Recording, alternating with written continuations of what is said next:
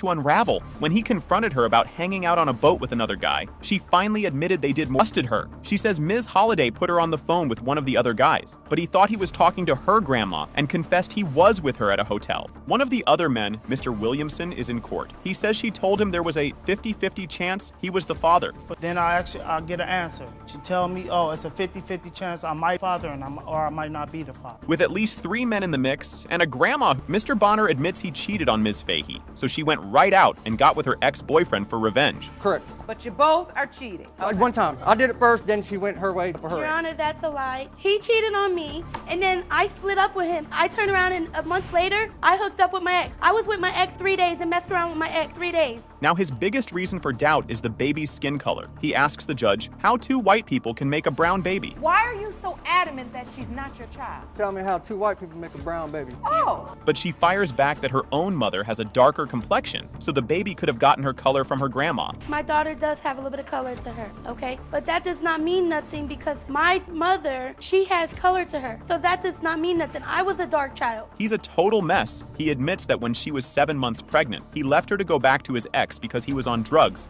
and living a party life. At that time I was on drugs, I wanted the party life. I was messing up. So you admit that you were making a mistake and Correct. messing up, you just were going down the wrong path. Yes, Your Honor. But he still showed up at the hospital after the baby was born. She even has a picture of him kissing his potential daughter. At the hospital when the baby was born? He came the second day, Your Honor. I have a picture of him kissing my daughter. If you so much did not think that my daughter was yours, why was you kissing her? The birth certificate is a disaster. She couldn't put his name on it, not because of doubt, but because she was still legally married to an illegal immigrant. Brock asked me to get back with him. Stayed the night with my aunt, with Brock, with my daughter at my aunt's house. But you know what? I've straightened my act up since then. I missed a DNA test. Now, He why turned wasn't around that- and left me No. with staples in my stomach. Why was I in only one hit? pain, Why in was I- miserable pain. He's a good guy deep down. He says he played the daddy role for 3 whole days after the baby was born because he wanted to do the right thing. When I got home, Brock came to my house with me. Brock played daddy role for 3 days to my daughter.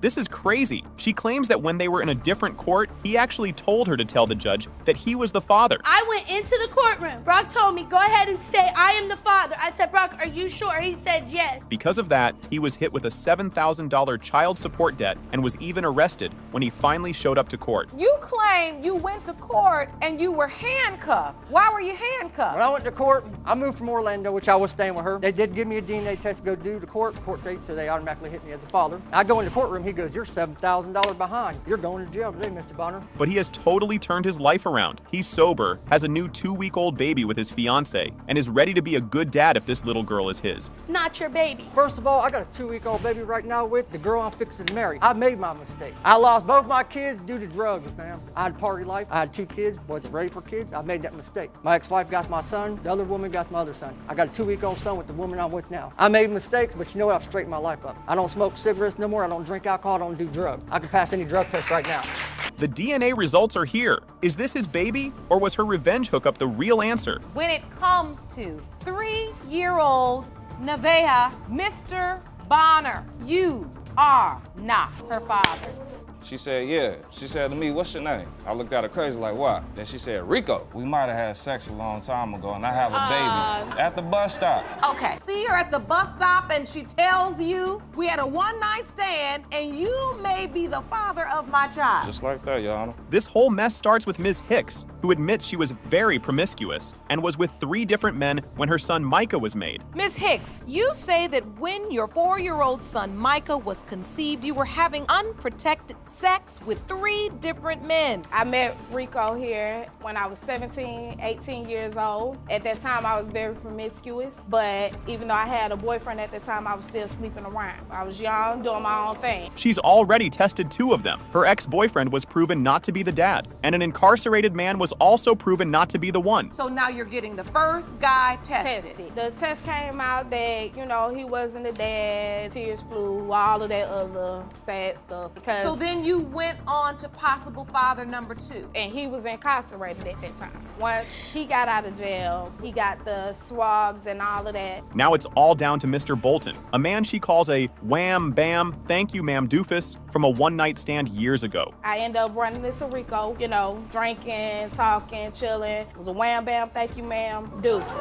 Mr. Bolton thinks this is all about money. He says he never even knew about the kid until she randomly told him at a bus stop a year ago. A couple of days go by. I see Miss Hicks at the bus stop. At that time, my car was broken down. I seen her. I said, you was at, forget her brother's name. She said, yeah. She said to me, what's your name? I looked at her crazy like, why? Then she said, Rico. I'm like, how do you know me? We might have had sex a long time ago and I have a baby. He says he barely recognized her, and she just blurted out, we might have had relations a long time ago, and I have a baby. What a way to find out. She said, yeah. She said to me, what's your name? I looked at her crazy like, why? Then she said, Rico. How do you know me? We might have had sex a long time ago and I have a baby. At the bus stop. She tells you we had a one-night stand and you may be the father of my child. Just like that, Your Honor. But he admits he did get together with her back then, even though she claims it wasn't memorable for him. Between that time, yeah, we had sex. But, Your Honor, I went out of town. My father got sick, my grandfather passed away. Upon coming back to Atlanta, Georgia, years go by, I'm not hearing any type of information as far as her looking for me. Your point is this is adding to your doubt because all of these years, she's not even looking for you. Exactly. Despite all his doubts, Mr. Bolton has actually started spending time with Micah, taking him on weekends and building a bond with the little boy. I was there, but I wasn't. But now I am doing what I'm supposed to do as a man. I actually got myself involved in this young man's life. Most men wouldn't. I'm actually taking him on the weekends when it's available. He's hanging out with me, coming around with me and my family. But here's the best part. Her new husband, Mr. Williams, is in court to support her. He's been raising Micah as his own and just wants his wife to have peace. We at first met a year before all this started happening. She was pregnant. We was introduced by her brother. And the ironic part is I actually prayed for a woman like her. And I seen how she was with her son at the time, because it's our son, regardless of what the test says or not. Judge Lake has the envelope that could finally end this mystery. Is Mr. Bolton the father, or is the real dad still a total stranger? When it comes to 4-year-old Micah, Mr. Bolton, you are not his father. Well, Found out just like maybe a month later, a month and a half, I found out the conception date was between February 11th to February 14th. So that's right there. Conception window pointed right to the dates when you were with both men. You've been honest about it. Yes. This couple's divorce is getting messy. Mr. Fetters says his wife is a serial cheater, and he's sure their 9-month-old son, Corbin, isn't his. Mr. Fetters, you say you're in the midst of a divorce because your soon-to-be ex-wife is a serial adulterer who even cheated on you on Valentine's Day, which you believe resulted in the birth of her 9-month-old son, Corbin. Yes, Your Honor. The cheating started early. He claims just 6 months into their relationship, she got with one of his own family members. Began when we first met at a water bowl. I thought I'd met her at love at first sight. Up until the 6-month mark, she had informed me that she had slept with my family member. But she denies it with a savage burn. She says the family member lacked in a department, so she didn't finish the duty. 2.5, 3 years later, did I ask her to marry me. Family member and himself lack in a department, so I did not finish the duty. Nothing happened. The Valentine's Day affair is nuts. They went on a date, but when he wouldn't get with her, she announced she was leaving to go be with her ex-husband. Ex-husband, Justin. And this was on this was the day before Valentine's at midnight. We went to go see 50 Shades of Grey. So we had a wonderful night. It was a good night. We came home. He didn't see I have a problem. In a relationship, I feel sex is a part of a relationship. Well, this man lacks on that part of a relationship. The fact that I wasn't going to get it when I wanted it, I told him what I was doing. She wouldn't have stayed with me for 8 years. What I was doing. And she did it. She was with her ex-husband, came home at 7 a.m., and then got with her current husband just a few hours later. It was that morning of, Your Honor. We had sex. It was the very next It was about day. 11 o'clock that morning that we had sex after picking her up and her having sex with her ex-husband. And then you all go home and then you have sex with her the very next morning, knowing she had just slept with her ex-husband. And it was unprotected as well. Her excuse for why it can't be her ex's baby?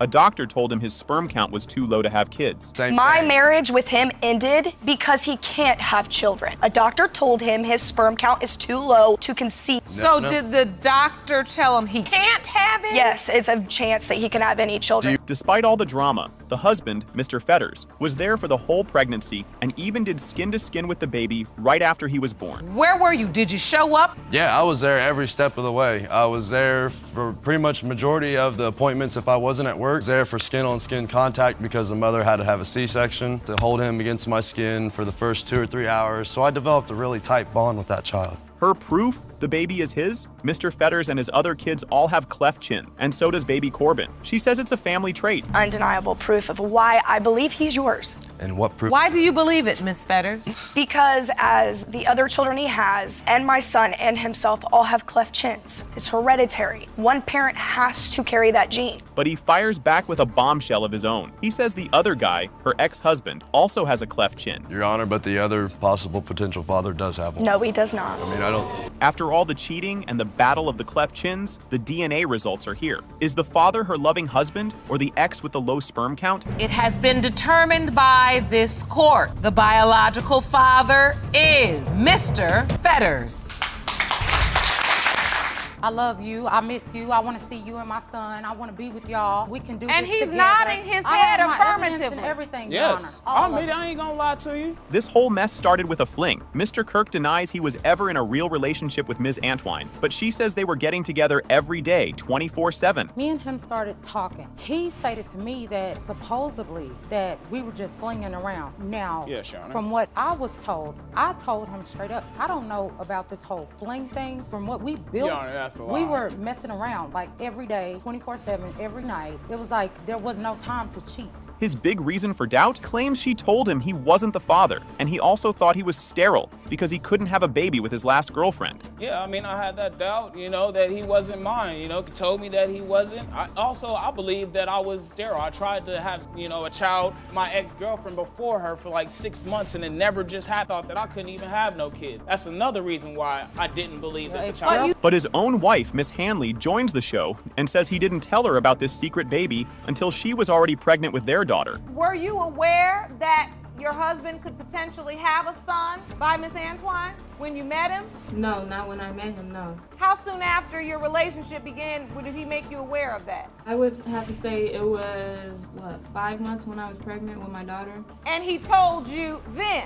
Yeah. His dad was part of the problem too. He says his dad told him Ms. Antwine was just a little ghetto girl, little project girl, and that he needed to get a DNA test. On top of that, my dad's over here telling me she ain't nothing but just a little ghetto girl, a little project, little whore. Same place I was. All right, yes, you know what? So it was just both some little project, but Okay, anyway. so Look, from what my Since dad I'm a was telling me, project he was girl. like, look, you need to get a test up on the child because I think that she's just trying to catch you up because she sees the potential in you. But he's been playing both sides. Ms. Antwine reveals he's been sending her secret "I love you, I miss you" texts behind his poor wife's back. I love you. I miss you. I want to see you and my son. I want to be with y'all. Can do And this he's together. nodding his I head have my evidence affirmatively. and everything. All of it. I ain't gonna lie to you. And how did the wife find out about these secret texts? His own mom told on him after he told her he was planning a trip to Texas to go be with Ms. Antwine. The only way I found out was because he texted his mom and told his mom that he was going to go out to Texas to go be with Shay. The two women finally unite against him. The mistress tells him he needs to respect his wife, and his wife thanks the mistress for telling her the truth. The mother of the child is arguing with the would-be father about his current wife. This is a first. Yes, because it's... She's telling you that's your wife and that you need to respect her. The judge totally loses it, telling him, "You're trying to get 2 wives, you can't even take care of the one child." Kurt, I can honestly say I don't want to hear you say another word right now. You trying to get 2 wives, you can't even take care of the one child. Judge Lake has the envelope that will finally end this biblical drama. Is Mr. Kirk the dad, or was he just playing everyone all along? 3-year-old Carmelo Royal, Mr. Kirk, you are the father. What in the world? You sleep with his best friend? I'm blaming it on the alcohol. Y'all don't understand that, but the thing of it is we had a little too much to drink, and everything is about being at my house, throwing parties, inviting everybody over to my house. This poor guy, Mr. Baker, was so excited to be a dad, but his dreams were crushed when he found out his girlfriend, Ms. Woods, was with his best friend. You were having your first child with her. You say those dreams were shattered when you discovered she had sex with your best friend and he could be the biological father. And she's a piece of work. Ms. Woods, a proud cougar and mother of 11 other kids, admits she got with both of them and has no idea who the real dad is. Now, Ms. Woods, you are a self-proclaimed cougar, and you say you never imagined you would be giving birth to your 12th child at the age of 43. You admit you did did indeed have sex with Mr. Baker's best friend, and you're not sure. He's so hurt by her betrayal that he now looks at the woman he loved like a dirty dish rag trying to wash clean dishes. But her mind is what captured my heart. But after finding out all the stuff that she did, I look at her like a dirty dish rag trying to clean. How did he find out? His own cousin called him 8 months into the pregnancy and snitched that the best friend, Jimmy, admitted to getting with her. I was really serious about it. 8 months into the pregnancy, I get a phone call from my cousin. She said she got something to tell me, but she didn't know how to tell me because it was gonna hurt my feelings. I'm like, go ahead, just tell me what's good. Guess what she tell me? She had a conversation with Jimmy. Her excuse for this mess? I'm blaming it on the alcohol. She says her house is party spot, and they all had a little too much to drink. What in the world? You sleep with his best friend? I'm blaming it on the alcohol. Y'all don't understand that, but the thing of it is we had a little too much to drink, and everything is about being at my house, throwing parties, inviting everybody over to my house. The timeline is an absolute disaster. The calendar shows she was with the best friend on April 17th and with her boyfriend, Mr. Baker, the very next day, April 18th. First off, you were intimate with Ms. Woods on the 18th of April. Yes, Your Honor. And then you claimed you found out your friend, Mr. Dudley, was intimate with her on the 17th. Yes, Your Honor. One day before. Exactly. Sure was. Now the best friend, Mr. Dudley, takes the stand. She tries to say it can't be his because he only lasts 1 minute. Your ex-best friend, Mr. Baker, as well as yourself, Emphasis on the X. 1 day apart. She doesn't truly know who Trinity's father is. What do you have to add to this? Yana, he ain't got nothing to add to it. You know why? Because he only lasts 1 minute, so Let him speak. His excuse for getting with his best friend's girl is insane. He claims he was just trying to expose her, prove she wasn't a good person for his buddy. You did this purposefully so you could expose the fact she would sleep around? Kind of, sort of, but I didn't want to. It wasn't like that. It was just like it kind of happened. But I really wanted to expose it, pretty much. So yes, she needed to be exposed. She tries to win Mr. Baker back in court, telling him she loves him and wants to be a family. He coldly replies, access denied, password incorrect. I want him to be back in my life so we can go on being a family. In spite of whatever the results said, whatever. I want this man, y'all. I love him. Password incorrect. And I just want us to go on being a family. Now for Mr. Baker, the man who was so excited to be a dad. Will he get his wish, or are both of these men about to be ruled out? When it comes to 2-year-old Trinity Woods, Mr. Baker, I take full responsibility. you are not her father.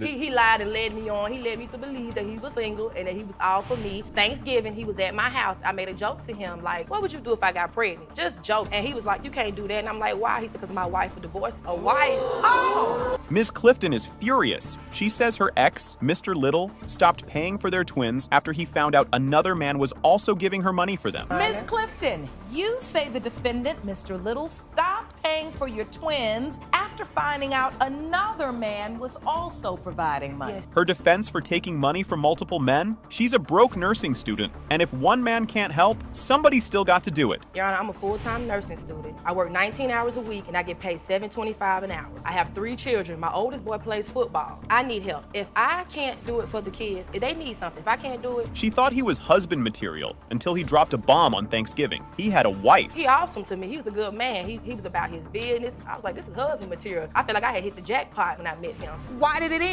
He lied. He lied and led me on. He led me to believe that he was single and that he was all for me. Thanksgiving, he was at my house. I made a joke to him, like, what would you do if I got pregnant? Just joke. And he was like, you can't do that. And I'm like, why? He's because my wife would divorce a wife. Oh! Years later, she went back to his shop for an expensive car repair. He allegedly told her, well, you know what time it is. She left pregnant with a fixed car and her money still in her pocket. He had been working on my car. We separated for about 2 years. I had started dating someone else. At the time, he had did some work on my car that it was costly. It was a lot. I said, baby, this is all I got. I said, matter of fact, my exact words is, I really need to keep my money. And he looked at me and he was like, well, you know what time it is. That's not true. She didn't get a car repair, Your Honor. She just got a written estimate that day. I'm coming to pay him this day for what he had done to my car. He says he was ready to be the dad until she accidentally sent him a text meant for another man, telling that guy how much she loved him. A random text from her texting this other guy about how much she loved him, cared for him, wanted to be with him, and busted. When he confronted her, she admitted the other man did think there was a possibility he was the twins' father. I asked her, have they been together? She said yes. He think you were pregnant by him. Okay. So she said Don't lie, he you told thought it was a possibility. Why would he think it was a possibility? But he told me before they hadn't been together 6 months prior to me and her getting together. He thought thought it was a possibility he was their that's father. correct, Your Honor. After that, that's when I started having doubt. He once showed up at her house late at night with diapers, only to see a random guy walk out of the back. She never even introduced them. I got my car, walked to the door, I rang the doorbell. And I'm waiting, and it's kind of odd because she always comes to the door because I have an open door policy. I see the twins. So I set Pampers and the milk down. I'm playing with the twins. I see some random guy walk out of the back, walk past me, and goes out the door. Yep. She never even acknowledged saying my baby father or whatever case may be. She never said nothing. Her excuse for the other man? She was so broke, she hit up a handicapped guy on Facebook she hadn't seen in years and asked him for diaper money. I called two friends of mine. I reached out to a guy on Facebook. This guy is handicapped, walks with a walker and everything. I reached out to him. I said, hey, how you doing? My back against the wall right now. Me and my children ain't got no milk, got no diapers. Can you help me out? He said yes. On Facebook, you had to reach out to a man that said ask for milk and diapers? Yes. And After all the car repairs and sugar daddies, the DNA results for the twins are here. Is the personal mechanic the father, or was he just another job on her list? As it pertains to 6-month-old twins, King and Kalani Little, Mr. Little, you are not. Grabbing pictures off our computer, and I pull up a picture, multiple pictures, hanging out with the guy. He knew about pictures the guy. of her, and not only just that guy, another guy. No. What was in the picture? Her arms around guys, kissing around guys. No, it and wasn't I'm no asking pictures her. like that. This whole mess started while Mr. Ball was in jail. He was getting letters from Ms. Cox's best friend, who was telling on her for being with other men. Well, during the time of my incarceration, Your Honor, we were talking every day.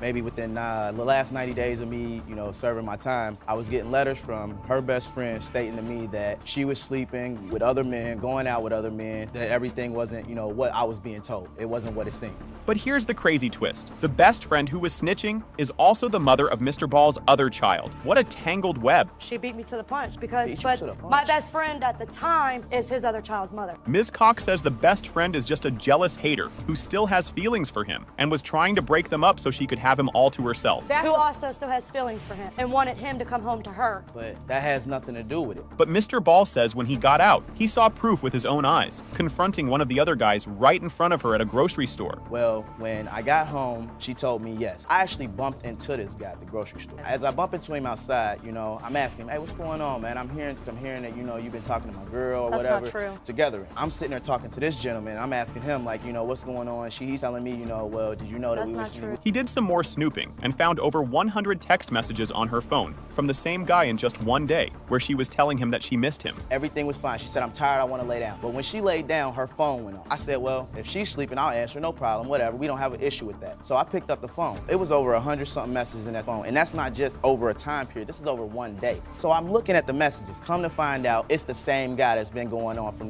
day one. Because he contacted me. So I seen that she was, telling him that she missed him. But wait, it gets worse. He then found a bunch of deleted pictures of her kissing and hugging on other guys in the computer's recycling bin. One day I was at home on the internet, grabbing pictures off of our computer, and I pull up a picture, not one picture, but multiple pictures. Hanging out with the guy. He knew about the guy. Of her, and not only just that guy, another guy. No. Her, arms around guys, kissing around guys. No, it wasn't no pictures like that. Her excuse for the deleted pictures? She claims his other baby mama, her best friend, was living with them and secretly uploaded the old photos just to start drama. The pictures were not even uploaded to the computer by me. They were uploaded by his child, the mother of his other child that you slept with behind my back. Not at all. Yes, you did. Not at all. My supposed to be best friend at the time was living with us, and she was sleeping with him and his cousin at the same time. Now his new fiancée, Brittany, takes the stand. She says Ms. Cox is just using the baby as a pawn to get him back and is always causing problems. I know that from when me and him got together, it was right away an issue. The first day he came down my house, she showed up at my house. She was outside honking her horn, screaming, crying. He had to actually leave. I feel like the child is just a pawn to get him back. But Ms. Cox has her own receipts. She shows texts where the new fiancé tells her, he don't want nothing to do with Gabby because I finally made him open his eyes. Where she is telling me she made him open his eyes and realize that Gabby is not his child. You talk so much, shut up. He don't want nothing to do with you or Gabby till me and him break up. He don't want nothing to do with Gabby because I finally made him open his eyes and see through your lies. His own mother takes the stand and says she believes Gabby is her granddaughter and even calls her G. May. It's been going on for years.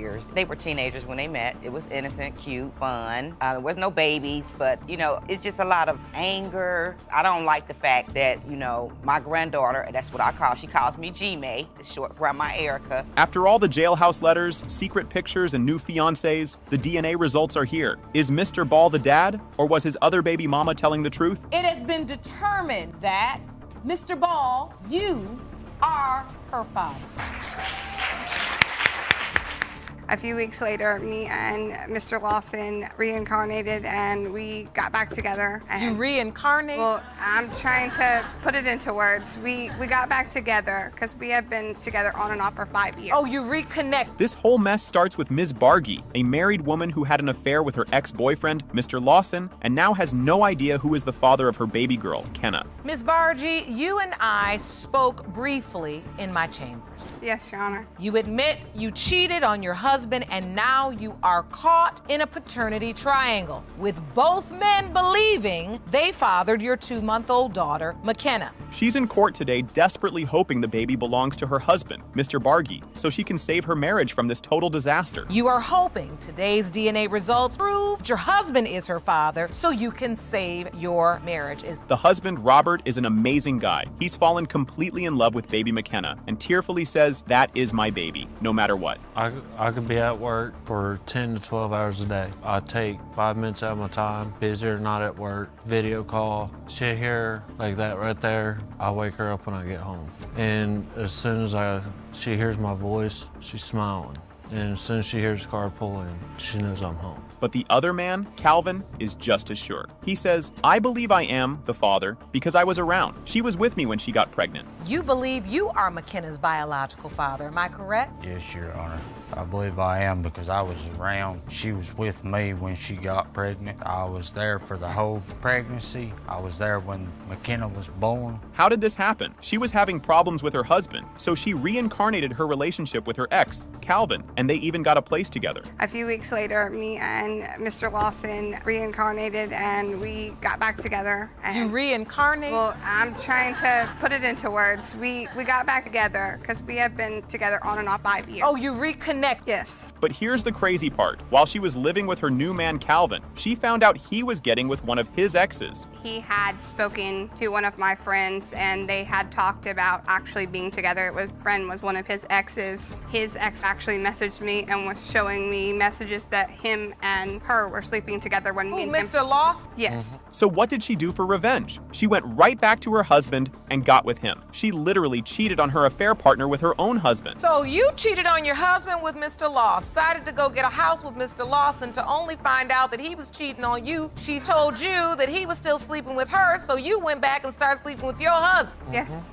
So who was at the hospital for the birth? It was the other man, Calvin. Her husband wasn't there because she didn't want them to fight. Miss Bargy, who were you with when McKenna was born? I was with Calvin. I was with Mr. Was Lawson. he present at the birth? Were you at the birth, Mr. Lawson? Yes, Your Honor. But he wasn't present. No, I did not call him and tell him I was going into labor because I did not want anything between Mr. Lawson and Mr. Bargy to occur at the hospital. But because she's still legally married, the baby had to have her husband's last name, even though the other man was the one in the delivery room. No, because I'm still married by the state of Tennessee. So right. I tried to explain that because my last name is still my husband's last name, that McKenna's last name would have to go as Bargy because of the fact that me and Mr. Lawson were not married. She's so mad at Calvin that she says if he is the father, she wants his rights terminated because her husband has been the better dad. If Mr. Lawson is her father, I do not want him to be a part of her life, period. Like, I want rights terminated because my daughter deserves so much better. My husband has been there and took care of her. Two men who both love this baby. The DNA results are here. Is the father the loving husband or the cheating ex-boyfriend? It has been determined by this court. The biological father is Mr. Lawson. What's messed up is she gave the baby my last name. You didn't contest it. And her baby daddy on the birth certificate. You didn't contest it. You weren't willing to go to the child court office, then she wants me to play daddy. Oh, no. So, Ms. Schwartz, you gave Azalin Mr. Hatton's last name. And he didn't contest it. But you put your husband's name under father. No. This boyfriend is in court because he's totally sure his girlfriend's new baby belongs to her husband, and he's brought a lie detector test to prove it. Mr. Hatton, you claim you are not Azalin's dad and are certain that her biological father is another man, and that man is the plaintiff's husband. Yes, Your Honor. Additionally, you've petitioned the court for a polygraph test on Ms. Schwartz to determine the extent of her alleged affairs. The living situation is insane. She's in bed with her boyfriend, crying on the phone to her husband about how mean the boyfriend is being. I mean, come on now. She'll lay in the bed on the phone, cry to her husband, and tell him how bad I am. What? You in bed with your boyfriend calling your husband to cry to him about how horrible your boyfriend is? Yeah. She's got a disappearing act. The boyfriend says she would just vanish for 2 weeks at a time, and he's sure she was shacking up with her husband. That's what she So how long was she gone when she'd leave the house? Like 2 weeks at a time. 2 weeks? Was she on a boat cruise? Yes. Well, where did you go, Miss Schwartz? To her husband? No. She told me she was sleeping in the car. Come on, listen. The birth certificate is a total mess. She gave the baby the boyfriend's last name, but then put her husband's name down as the father. What's messed up is she gave the baby my last name. You didn't contest it. And her baby daddy on the birth certificate.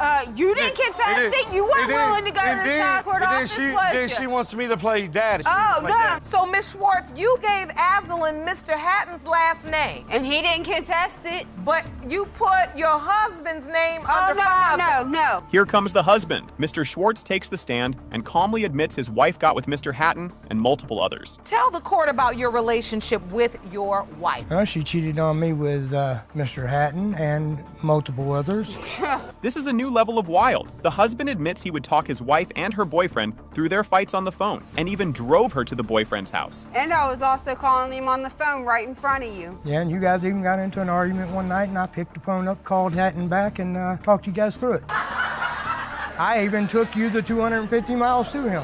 She was on dating sites while they were together. The boyfriend found out because all of her sign-up emails were being sent to his phone. How did you even find out she was on a dating site?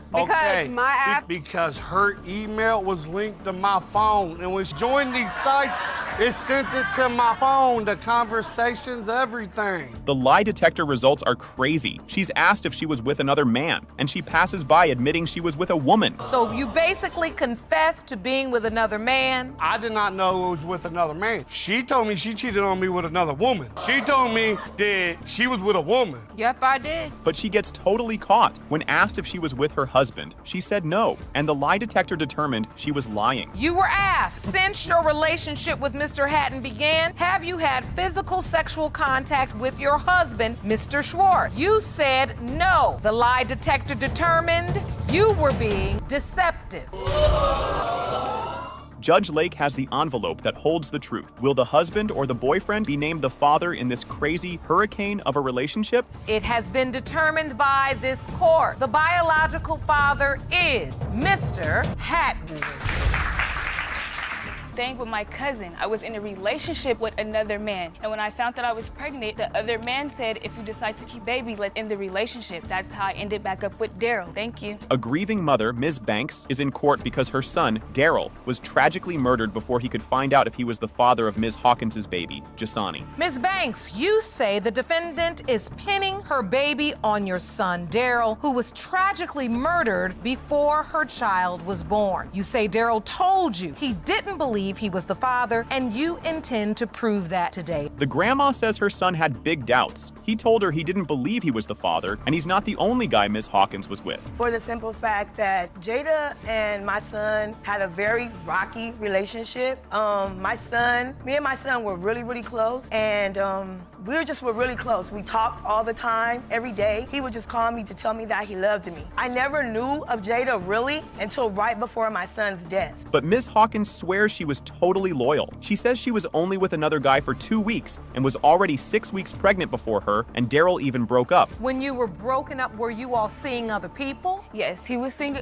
someone else, and so was I. Could this other person potentially be your child's father? No, Your Honor, because I was only with someone else for 2 weeks. When I found that I was was pregnant, I was about 6 weeks pregnant. So you feel like you were already pregnant before you and Daryl broke up? Yes. Here's a crazy twist. When she got pregnant, her other boyfriend gave her an ultimatum. If you decide to keep the baby, let's end the relationship. So she ran back to Daryl. Staying with my cousin, I was in a relationship with another man. And when I found that I was pregnant, the other man said, if you decide to keep the baby, let's end the relationship. That's how I ended back up with Daryl. Thank you. The timeline is so tragic. She says she got back together with Daryl on October 20th, and he was murdered the very next day on October 21st. I literally got back with Daryl on October 20th, and he passed away October 21st. And you were the last person to see him? Yes. The grandma is filled with rage and blames Ms. Hawkins for her son's death, screaming if he hadn't been with her trashy self, he'd still be alive. She feels like I'm the reason her son is dead. That's how she feels. You're really the reason your son is dead. I'm not the reason he's dead. Listen, ladies. You're the reason. And you know that. You ladies. Know, come on. Girl, do let me it. tell you something. If he wasn't with your trashy self. The family feud continues over the baby's name. Grandma is mad he's not Daryl III, but the mom says Daryl didn't even like his own name. Why would you name him Jay Shani when you know that my son is dead? The whole time you were pregnant, you told us you were gonna name that baby Daryl Ray Daniel III. Daryl told me out his own mouth he don't want his son. Like I said, if it's a boy, do you want him named after you? I don't like my name. Give my son his own name. That's what I did. But not only that, my son's whole name is Jasani Daryl Ray Daniel. After Daryl's death, the grandma bought Ms. Hawkins a one-way ticket to move in with her, and even showed up at the airport with balloon. But Ms. Hawkins was a total no-show. So I talked to Jada on the phone, and I said to her, well, Jada, come on, move to Houston with us. I can help you better if you live close to me. I bought Jada a one-way ticket, because you were supposed to be coming. I get to the airport with balloons in my head of my son that was tragically murdered. I'm standing in the airport like an idiot. This one's nowhere around. Her excuse for ghosting the grandma at the airport, she claims she was scared to move in with a stranger who was threatening her over the phone. What happened? Why didn't you go?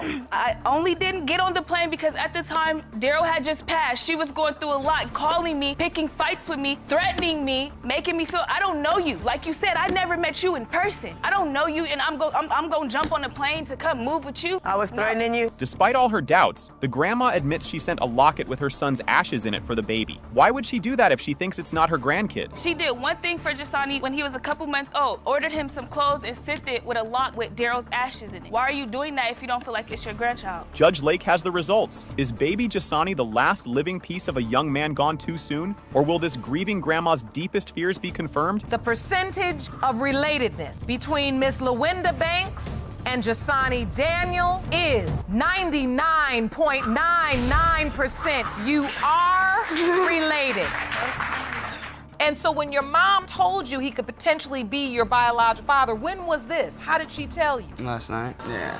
This sad story continues for 22-year-old Damien, who is still searching for his real dad. First man on the list, Mr. Slaughter, couldn't be here, but sent in a video message. So Mr. Slaughter was not able to be in court today. However, the court was able to locate him and ask him a couple of questions. The first question we asked Mr. Slaughter was, what was the nature of your relationship with Ms. Johnson, and how did you find out about Damien? In his video, Mr. Slaughter says he doesn't think he's the dad because Damien looks nothing like him, and the mom waited until he was a grown man to say anything. And my first reaction to that situation was like, I don't think so. I mean, he doesn't look anything like me, and why would you wait till he's a grown man to tell me that I might be a possible father when all this time you've known me and we've been friends and it never came up before? But the mom, Ms. Johnson, says that's a lie. She claims she told Mr. Slaughter he might be the dad when Damien was only 13, but they were too broke to afford a test. That's not true, because it wasn't 2 years ago that I had got in contact with him about this. Back when he was 13. Was not Damien's biological father,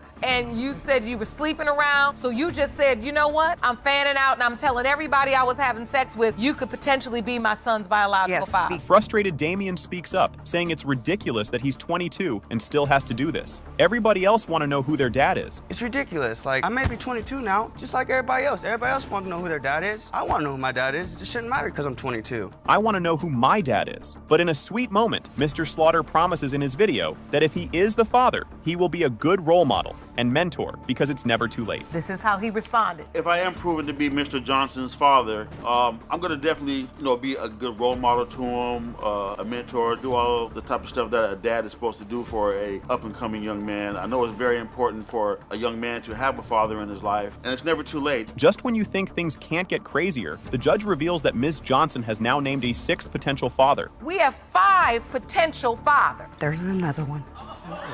You said there's another one. Yes.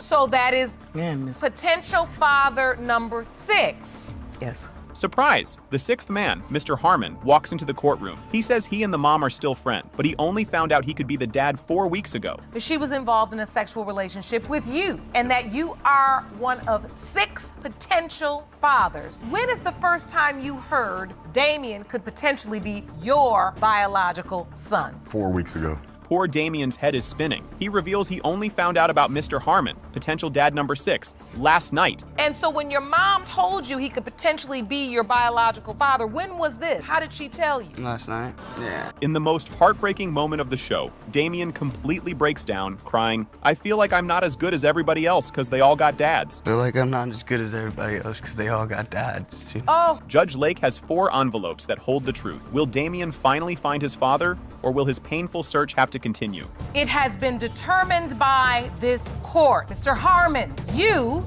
are not the father.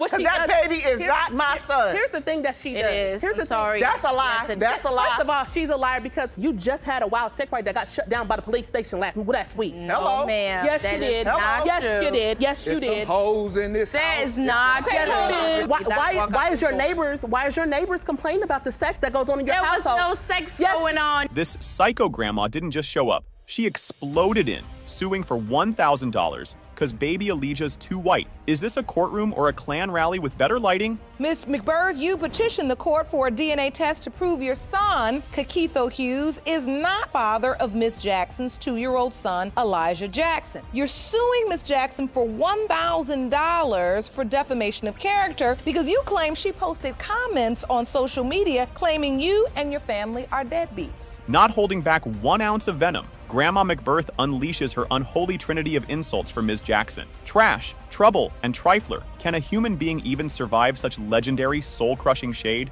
This woman is trouble. She is trouble with a capital T. She, as a matter of fact, I call her the 3 T's. Trash, trouble, and trifling. That's what she is. The little boy looks nothing like my son, any member of my family. Her evidence, you ask with bated breath? Baby Elijah is white as snow, with absolutely 0 chocolate detected by her expert, red, delusional eye. Is this woman a geneticist or just spectacularly, undeniably racist? And you say the child looks nothing like your son. That baby white as snow. There's no way that could be my grandchild or my son's baby. He has no features like none of us. Nobody in my family look like that. Maybe because he is so white? Because he all the way white. He ain't got no black in him. Everything I see got powder puff on it. I don't see no chocolate nowhere, okay? No, ma'am. Then Auntie Terrell, not to be outdone in the crazy department, swoops in like a rabid vulture, calling Ms. Jackson a vampire and a mere snack cake. Will the judge just order a psych eval for this whole damn train wreck family already? This DNA right here has been in our life. She's never was a girlfriend. You are a vampire. You are just a fly-by-night. We didn't know anything about you. He's been in a relationship for 10 years. In 10 years, He's been by in a relationship another for 2 woman, years, and for 10 those years. are my grandchildren. All she basically was for him was a snack cake on the side of his meal. As if that wasn't enough, Auntie then accuses Ms. Jackson of a police-busted wild nyan nyan party, complete with a live tone-deaf "Ho in this house" serenade. Is this paternity court or Mardi Gras gone horribly wrong? She's a liar because you just had a wild sex party that got shut down by the police station last week. Hello. Ma'am, Yes, that you is did. not Yes, true. you did. Some hoes in this house. Why is your neighbors complaining about the sex that goes on in your household? There was no sex going on. In a moment of hypocrisy so staggering it could win awards, Grandma actually admits her own son's a trifling disaster too, but shrugs it off because he's my son. Will her blatant, infuriating nonsense finally make Judge Lake's head literally explode? Miss McBirth, I have to ask you, you're very tough on Miss Jackson. Do you have anything to say about your son's behavior? My son I know exactly what type of person he is. He just as trifling as she is. He's a handsome guy. He's my son, and I know what he do. Just seeing a photo of her precious son kissing baby Elijah makes Grandma gag, literally wanting to throw up. Can her delicate stomach or her paper-thin case actually handle the truth bomb that's about to detonate? When you look at this picture, it makes me want to throw up. It seems like your son is kissing the baby. It makes you want to throw It makes me up. want to throw up. because it's a Why? lie. For your son to be kissing an innocent child? Because it's not his. It doesn't matter, really, if he's showing the child love. It's not his. Plot twist supreme. Alleged dad, Mr. Hughes, bless his quiet heart, calmly reveals he's biracial because his own father is white. Has Grandma's entire racist, hate-fueled charade just spectacularly collapsed in on itself? Do you believe you are Elijah's father? I just gave him the benefit of the doubt because I'm biracial. My father's white. So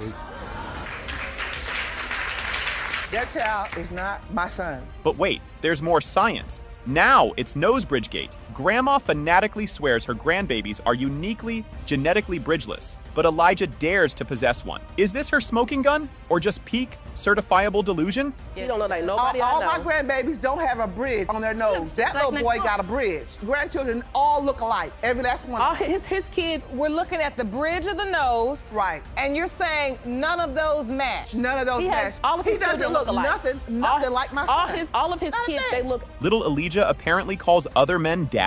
Mom hilariously and desperately blames this phenomenon on tall, light-skinned guys with hats. Is this baby just easily bamboozled by headwear? Or is there a secret daddy army lurking? Okay, I heard her, it was about a month ago, I was coming home from work and I heard her tell another guy who was out in the parking lot, she told him, she said, Cash, come on with daddy, come with daddy. She called. I've heard him call other dudes daddy though. Woo!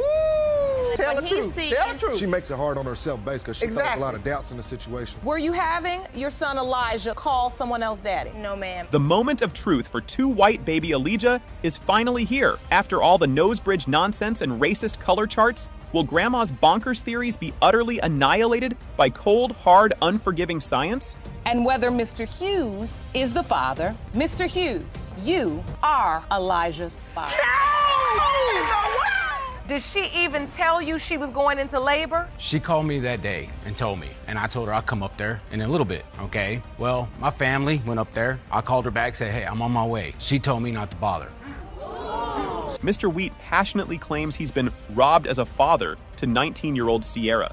But her mom, Ms. Greider, coldly states facts are facts, and he isn't her dad. You filed your case because you claim you've been robbed as a father. You are desperate to prove to the defendant that you fathered her 19-year-old daughter. You want to make up for lost time. Ms. Greider, you say, as much as you would like plaintiff to be your daughter's biological father, facts are facts, and he isn't her dad. Ms. Greider's legendary explanation for this paternity chaos. I was 19. I was young, dumb, and full of eggs, and I was having doing me. Because I was 19, I was young, dumb, and full of eggs, and I was doing me. Young, dumb, and full of eggs and doing me. I don't think I've ever heard it explained like that. The bombshell truth. Ms. Greider confesses she was sleeping with 4 different men when Sierra was conceived. Mr. Wheat was just a one-night stand from Texas Nightlife Club. So how many guys were you with during the window of time your daughter was conceived? 4. And Mr. Wheat is one of them? Yes. One of them was my boyfriend. He was living with me at the time, and he went away. Mac had moved in with me. I met him through a mutual friend of all of ours. Yes, we were sleeping together. And then I went out to Texas Nightlife, had a one-night stand with him at that time. In an act of baffling oversharing, she actually told all 4 men they could possibly be the father. This poor girl never stood a chance of a simple answer. Who was with you when she was born? Mac Ryder. Ah, now I get it. Man you were with went through the process with you. Yes, Your Honor. Ryder, who signs the birth certificate? Does anybody sign the birth certificate? Yes, Your Honor. Mac Ryder did. And it's been on and off drama for 19 years. But poor Mr. Wheat tried to visit baby Sierra at the hospital, only for Ms. Grider to cruelly tell him not to bother coming. Talk about being shut out. Did she even tell you she was going into labor? She called me that day and told me, and I told her I'll come up there in a little bit. My family went up there. I called her back, said, hey, I'm on my way. She told me not to bother. Surprise guest, potential dad. Number 2, Mr. Mac Grider, the ex-husband who signed the birth certificate and named Sierra after their beloved Chevy truck, is in court. Mac Grider is here, and he believes he could be Sierra's father. Yes, ma'am. I was there, went to the doctor appointment. I named her. I signed the birth certificate. Sierra was born. You were there. Yes, ma'am. I was in the doctor. Signed the birth certificate. Yes, ma'am. You named her. Yes, ma'am. After a Chevy truck.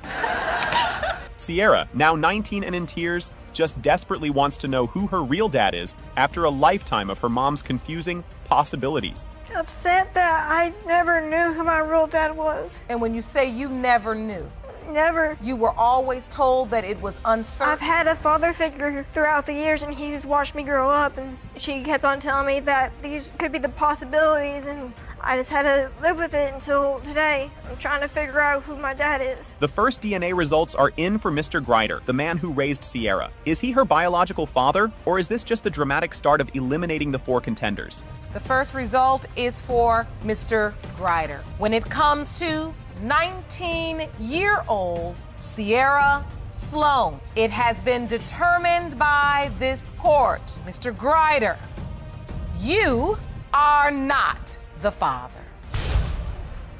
Now for Mr. Wheat, the man who's felt robbed for 19 years. After Mr. Grider was ruled out, are his decades of hope about to finally come true for Sierra? And I saw you, Mr. Wheat, because once I said Mr. Grider was not the biological father, the weight even became heavier for you that, well, if he's not, that's even more probability that I could be. It has been determined by this court. Mr. Wheat, you are not the father.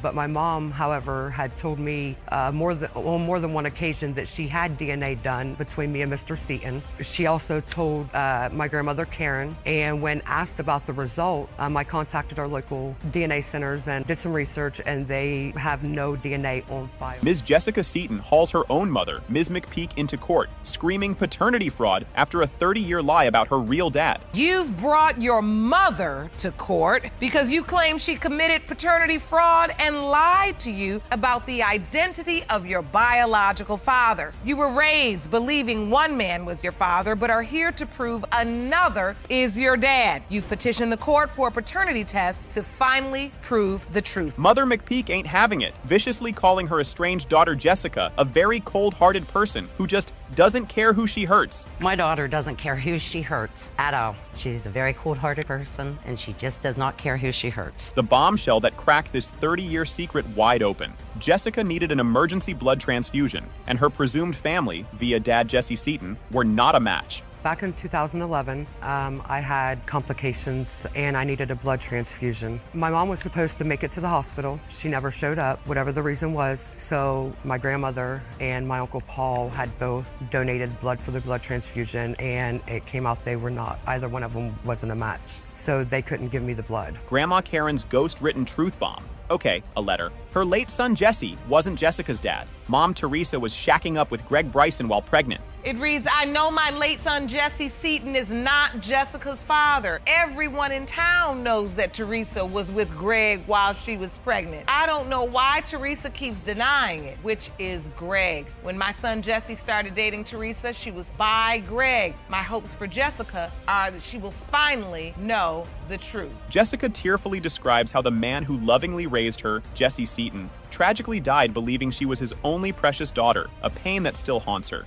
Jesse died when I was about 7.5, but from what I can remember, he was the perfect man, perfect dad. What hurts me the most is that this man died thinking that I was his only daughter. That right there alone hurts more than, the fact that I'm about to get results on whether or not Mr. Brighton or Mr. Seaton. The lies keep piling up. Jessica accuses her mom of also faking a DNA test result years ago between her and Jesse Seaton. Did this woman ever tell the truth? But my mom, however, had told me on more than one occasion that she had DNA done between me and Mr. Seaton. She also told my grandmother, Karen, and when asked about the results, I contacted our local DNA centers and did some research, and they have no DNA on file. Mr. Bryson then drops a stunner. Years ago, McPeak kicked him out for Jesse Seaton, only to crawl back to him later, allegedly confessing, "This child I'm carrying, it belongs to you." Even though Jesse Seaton's on the birth certificate, I guarantee you I'm the girl's father because she knows it. I come home from work, middle of Thanksgiving,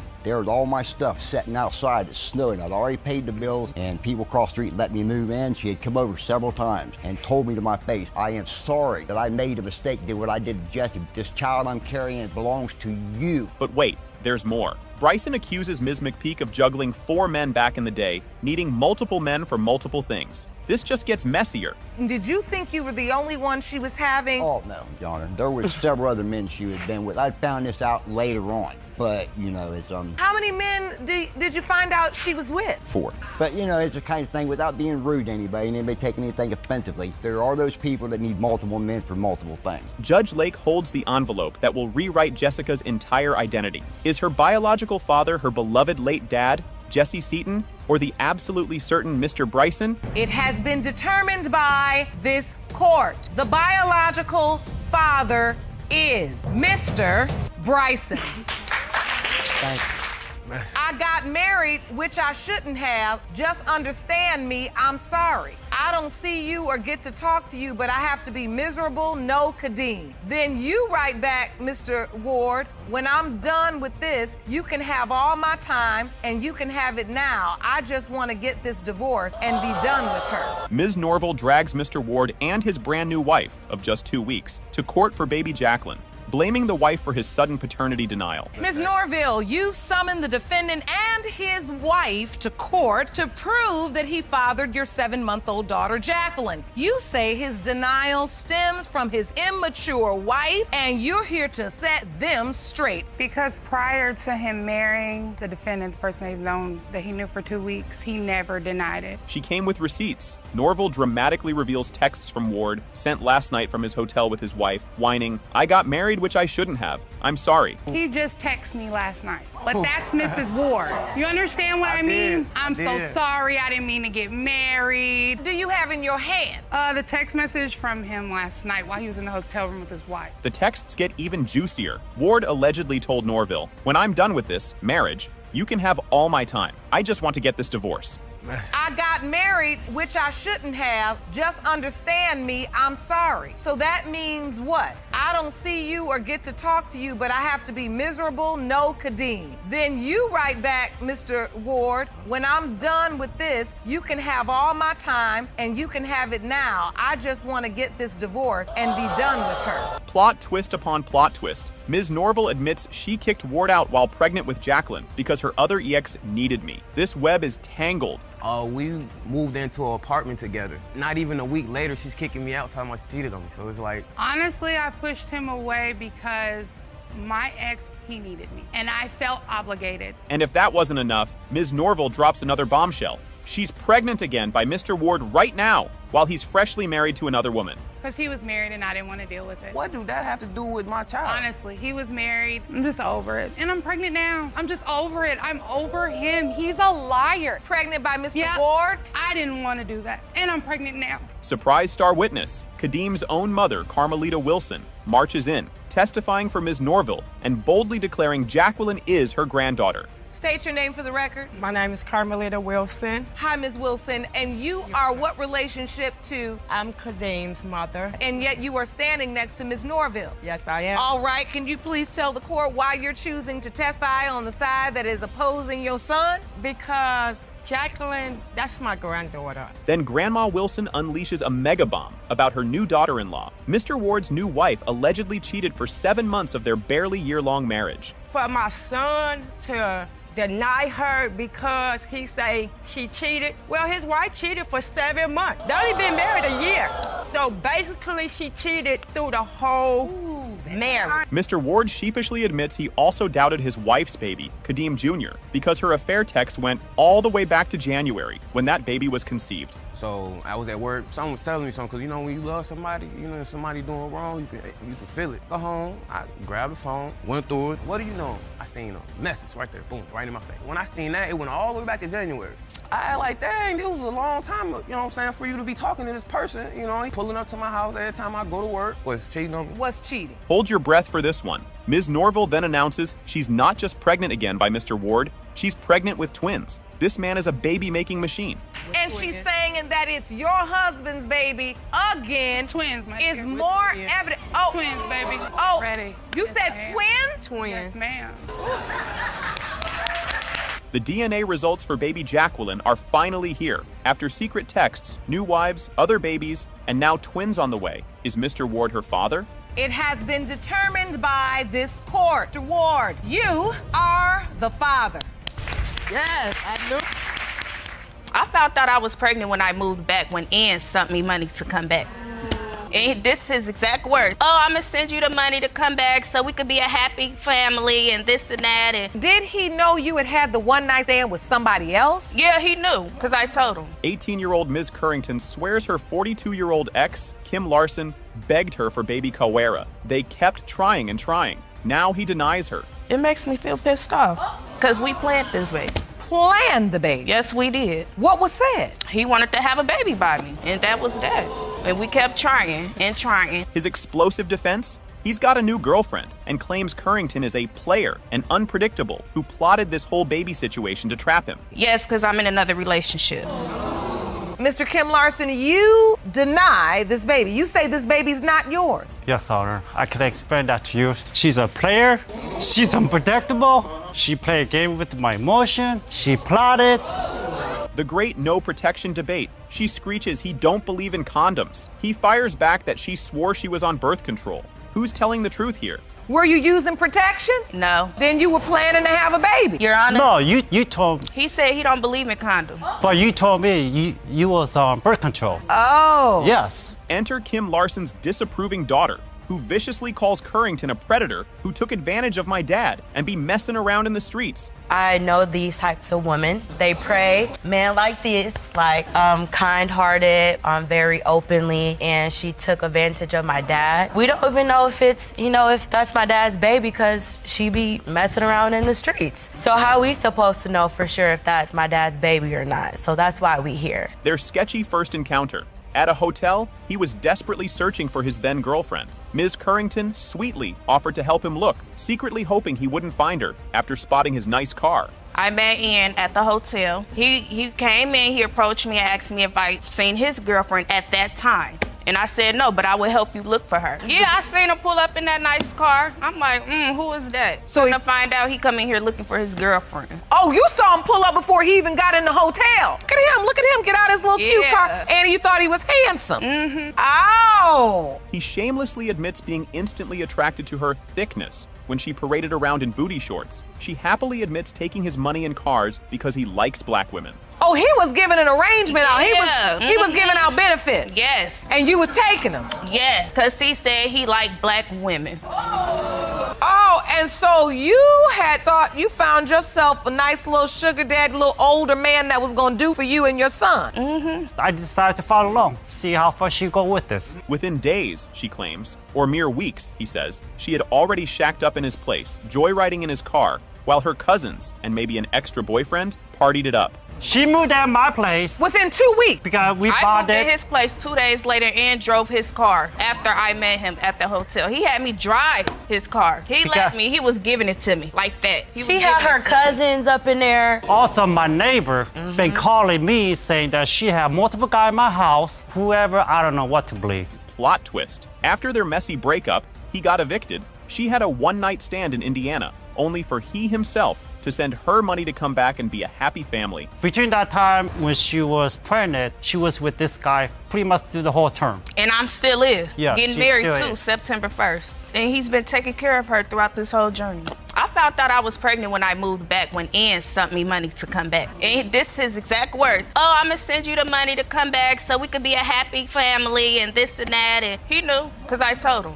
Kim Larson actually got himself kicked out of the hospital during Kawira's birth for throwing a tantrum because Currington was on the phone with her new fiancé. Did you also allow him to sign the birth certificate? He didn't want to. So he started cussing me out because I was on the phone with the person I'm with now. No, I was at the hospital. He got kicked out hospital. the hospital. The security guards kicked him out and had to move me to another room because why are you on the phone with him and this is our time and this and that. You got kicked out the hospital, Mr. Larson? Yes, he did. Judge Lake holds the envelope that will change everything. Is the thickness-loving, condom-hating older man Kawira's father, or was this just a very expensive, messy fling? It has been determined by this court. Mr. Kim Larson, you are the father. Do you remember Mr. Johnson moving away? No. So when he's saying he was gone from April 17th until when Jace was born, that's not true? No, it's not. What is your testimony? It's not at all because we had sex on his birthday. And when is that? April 30th. Impossible. And we had sex every day after that, and the last day we had sex was May 10th. Ms. Wilson is a wreck, tearfully stating Mr. Johnson, father of her 4-year-old Jace, has done nothing for him, abandoning her since day one. I've had my son for 4 years doing it all by myself since day one. I'm sorry. It's all right. It's hard to look at him. Take your time. I know it's difficult. You've had him by yourself. No help. He's 4. I have been struggling. Mr. Johnson's ice-cold defense? He's 100% certain he's not Jace's dad, because Ms. Wilson was still totally hung up on her ex when they first hooked up. Mr. Johnson, you say you know 100% you're not the biological father. Yes, Your Honor. So you have not done anything to help Ms. Wilson raise Jace? No, Your Honor. Okay, first of all, when I got with Quidana, she was dealing with her ex still, and he was still in the picture. No, I wasn't. So, The Missouri alibi bombshell. Johnson swears he was living in a whole other state when Jace was conceived, even presenting a calendar claiming a 10-plus month pregnancy if it's his. why? Because, Your Honor, as I stated before, she was still involved with her ex. He was still in the picture. My son clearly looks like her ex. I contracted my story from my calculations. I was not even there when he was conceived. Yes, he was. Impossible. You're saying you weren't even there when the baby was conceived? No, it was not. I was living in Missouri. Her fiery counterattack. Wilson insists he never moved away, and little Jace was actually conceived during a steamy week of unprotected encounters right around his birthday. Miss Wilson, do you remember Mr. Johnson moving away? No. So when he's saying he was gone from April 17th until when Jace was born, that's not true? No, it's not. What is your testimony? It's not at all because we had sex on his birthday. And when is that? April 30th. Impossible. And we had sex every day after that, and the last day we had sex was May 10th. Were they baby planning or not? She tearfully claims they were actively trying for a baby and even planning marriage. He flatly denies any such romantic notions ever happened. Before then, we had been trying to have a baby. December of 2012, he spent Christmas with his other kids at my house. During that time, when I finally moved into my apartment, which was March 1st of 2013, and he was there with me. We were doing it all the time because we planned on having a son. We was talking about getting married. I was like, well, I don't want to get married until we have the baby because I want to lose weight and fit in my dress. She claims that after she joyfully announced the pregnancy, he completely ghosted her for 2 years. He retorts that she actually told him to get lost after a huge argument. Just disappear, and I hadn't seen him no more after June 4th for 2 years. So once you tell him you're pregnant, he never shows back up? Nope. No. You didn't even want to see the baby? No, Your Honor. I stopped communication with her because she told me she didn't want me to have it. We got into it That over the is a phone. lie. No. And she told me on the No. phone, No. well, since this is not working, then you don't have to be in our life at all like that, getting all loud with me. So I hung up on her. That's what I do. The dramatic laundromat showdown. Johnson says the first time he he ever saw 2-year-old Jace was at a laundromat, only to see the boy allegedly run to Wilson's EX yelling, "Daddy, Daddy." My mom was talking to me, and you know how some mothers are, they put pressure on sons like, well, son, he look. They tell you to do the right thing. At this point, I'm going to meet her at the laundromat with the child. I took the child to my cousin's house, so she was like, well, he does look like you, cuz, you know, she's older. So, and as I proceed to take him back to the laundromat, I pulled up, I'm not even there 10 minutes. Here comes the ex. Mr. Johnson then accuses Wilson of spending suspicious, long hours burning DVDs at her ex's house multiple times a week right before Jace's conception. Actually, I'm glad you asked me that. She would go visit her ex 2 to 3 times a week, and spend long hours over there. But as she quote unquote says, we're burning DVDs. Now, if you're leaving our house at 12 o'clock, you come back at 8, come on now. Y'all burning more than DVDs. Judge Lake holds that fateful envelope. Is Mr. Johnson's ironclad Missouri alibi actually legit, or is he about to become a very reluctant and very late father to Jace? It has been determined by this court. Are the father. What's up, Pat? You told him, your husband, that this was not his child? Yes, Your Honor. I was trying to hurt him. He left me to go be with another woman, and I was trying to hurt him like he hurted me. Armed with bizarre, toe-crossing proof, will this monster-in-law actually debunk her grandbaby, or is she just completely unhinged? You say the defendant is taking advantage of your son by pinning a baby on him, and you have physical proof that her 2-year-old daughter, Skyla, is not your grandchild. She don't have the toes like my son. Yes, his she toes does. cross, Yes, she his big does. toe is here and his toe next They to big toe. overlap. It crawls over like that, and I have proof, Your Honor, that that is not baby because her toes don't do that. Queen DNA tried to stop her son's wedding with a dramatic chase. Did the couple escape her clutches and actually manage to say, "I do"? Okay, Where I'm from, they call me Queen DNA. So until I get a DNA test to prove that's my grandbaby, so I got out of my bed and I started walking down the street. Someone called me and told me. Your son didn't tell you? No. No, he didn't tell me. He didn't want me to know because he know I would have stopped. I got up, I got dressed, and I started walking up the street, and a friend seen me walking, and she said, "Where are you going?" And I said, "To stop this wedding." Kicked out of the hospital for screaming, "It's not my grandbaby," during Ms. Martin's false labor. Further chaos will this grandma unleash next? She told me that she was pregnant, and I told her she was not because my son had been gone for a while. He came back, and I went to the hospital where she was. I was put at the hospital because I told her She if was they did, they was saying going that to he put me wasn't the out. father. So, well, my son is not your baby father. Yes. Once you came in, you were in pain. What happens, Miss Martin? They put her out.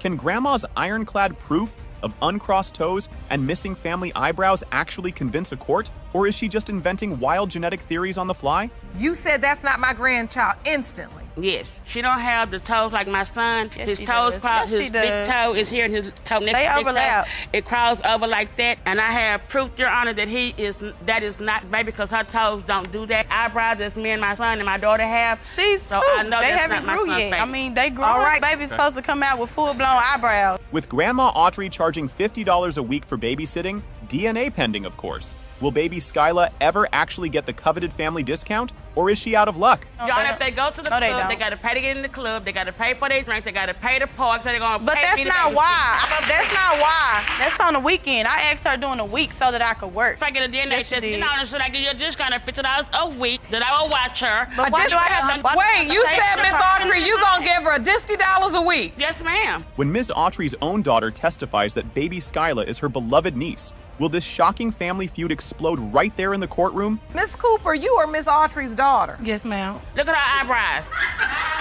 Look how old she is, though. My daughter's 2 years old. She's 30, so there's a big difference there. So do you believe this beautiful baby Skyla is your niece? She is my brother baby. I was there when she was born. That's my baby. Ms. Martin confessed she lied to her husband about paternity out of pure spite. What other bombshell secrets could she be hiding that might destroy everything? You told him, your husband, that this was not his child? Yes, Your Honor. I was trying to hurt him. He left me to go be with another woman, and I was trying to hurt him like he hurted me. After Ms. Martin admits she slept with Mr. Gott, he dramatically struts into court claiming he is Skyla's father. Is this the shocking truth or just another lie? Did you sleep with another man? Yes, Your Honor. You did. Prior to him coming back into my life, yes. August 2013, and he came back into my life in 2014, June. And she was already pregnant. No, Is there any chance that man could be Skylar's biological father? No, Your Honor. Yes. The other potential dad is her own sister-in-law's ex-boyfriend. Just how much more twisted can this accidental family tree possibly get before someone snaps? Miss Cooper, this is your ex-boyfriend? Yes, Your Honor. That was a mistake, Your Honor. So, Ms. Martin, you slept with your sister-in-law's boyfriend? Yes, Now Your who Honor. crazy, Your Honor? As Ms. Martin desperately begs for help with her kids, Queen DNA coldly refuses any support. Is this young mom about to face it all completely abandoned? I need help, Your Honor. You say you need help. I need help with my kids. Don't look this way, because I'm not happy because she's not mine. The rest of them. But if I got to babysit, I still got to get paid. That's not true. I'm not in no free daycare. The DNA results are in for baby Skyla after all the chaos. Will Queen DNA's wild toe theories be vindicated, or is her son actually the father? The biological father is Mr. Martin. I'll take that for 200, Your Honor. Told you. Mr. Hughes, what is your side of this? Do you believe you are Elijah's father? I just gave him the benefit of the doubt because I'm biracial. My father's white, so She's not just doubting. Grandma McBirth is suing Ms. Jackson for $1,000, claiming defamation because baby Elijah is just too white to be her grandkid. Ms. McBirth, you petitioned the court for a DNA test to prove your son, Kakitho Hughes, is not the father of Ms. Jackson's 2-year-old son, Elijah Jackson. Furthermore, you're suing Ms. Jackson for $1,000 for defamation of character because you claim she posted comments on social media. Ms. McBirth unleashes her creative nicknames for Ms. Jackson: Trouble with a capital T, and the unforgettable Trash, Trouble, and Trifler. But will these names stick, or just her foot in her mouth? This woman is trouble. She is trouble with a capital T. She, as a matter of fact, I call her the 3 T's. Trash, trouble, and trifling. That's what she is. Grandma's core argument: baby Elijah is white as snow, powder puff skin, and no chocolate nowhere. Can this color theory actually sway Judge Lake, or is it just pure nonsense? And you say the child looks nothing like your son. That baby white as snow. There's no way that could be my grandchild or my son's baby. He has no features like none of us. Because he all the way white. He ain't got no black in here. Everything I see, powder puff on it. I don't see no chocolate nowhere, okay? No, ma'am. Auntie Terrell jumps into the fray, calling Ms. Jackson a vampire and just a snack cake on the side. With family like this, who needs a courtroom brawl? She's never was a girlfriend. You are a vampire. You are just a fly-by-night. We didn't know anything about you. He's been in a relationship for 10 years. In 10 years, baby. He's been by in a relationship another for 2 woman, years, and for 10 those years. are my grandchildren. All she basically was for him was a snack cake on the side of his meal. Thank there was you. nothing more. Thank you. All she has done is she's been trying to put the baby on us. When Grandma McBirth first saw baby Elijah at the doctor's, she just glanced at the little white baby and walked away. Did this cold shoulder seal the family feud forever? Thing about her, She trying to push that baby on. That ain't mine. I didn't sleep with her. She wants me to acknowledge that child is my son. That's not gonna happen. No, I think she's more so upset. I seen him at the doctor's office where I was taking his real children to the doctor, and it was a newborn, and I walked past them, and I kind of glanced over there, and I saw the white baby. I knew it wasn't mine, and I ain't had nothing else to say or do about it since then. Auntie Terrell accuses Ms. Jackson of a police-busted wild kinky party just last week, even serenading the court with, "There's a hoe in this house." Will Ms. Jackson recover from this musical takedown? She's a liar because you just had a wild sex right that got shut down by the police station last week. Hello. Ma'am. Yes, you did. Yes, you did. Yes, you There's did. some hoes in this That house. is not true. Yes, it is true because why is your neighbors complaining about the sex that goes on in your There was household? no sex going on. Grandma McBirth admits her own son is just as trifling as Ms. Jackson, but gets a pass because he's still gonna be my son. Will this blatant double standard explode in her face? Miss McBirth, I have to ask you, you're very tough on Miss Jack. Do you have anything to say about your son's behavior? My son has, I know exactly what type of person he is. He just as trifling as she is. He's a handsome guy. He's my son, and I know what he do. Plot twist. Mr. Hughes, the alleged dad, finally pipes up that he's biracial because his own father is white. Could this simple fact dismantle Grandma's entire too-white argument? Do you believe you are Elijah's father? I just gave him the benefit of the doubt because I'm biracial. My father's white, so Grandma's back with more science. Her grandbabies don't have nose bridges, but Elijah does. Will this nose bridge theory be the key to cracking the case wide open? All my grandbabies don't have a bridge on their nose. That little boy got a bridge. My grandchildren all look alike. Every last one. All his kids, all his kids So look wait, alike. we're looking at the bridge of the nose. Right. And you're saying none of those match. None of those match. Drama. Elijah apparently calls other men daddy. Ms. Jackson says he just gets confused by light-skinned men in hats. Is this a baby's innocent mistake or something far more telling? It was about a month ago. I was coming home from work and I heard her tell another guy who was out in the parking lot. She told him, she said, Cash, come on with daddy. Come on, daddy. I've heard him call other dudes daddy, though. Woo!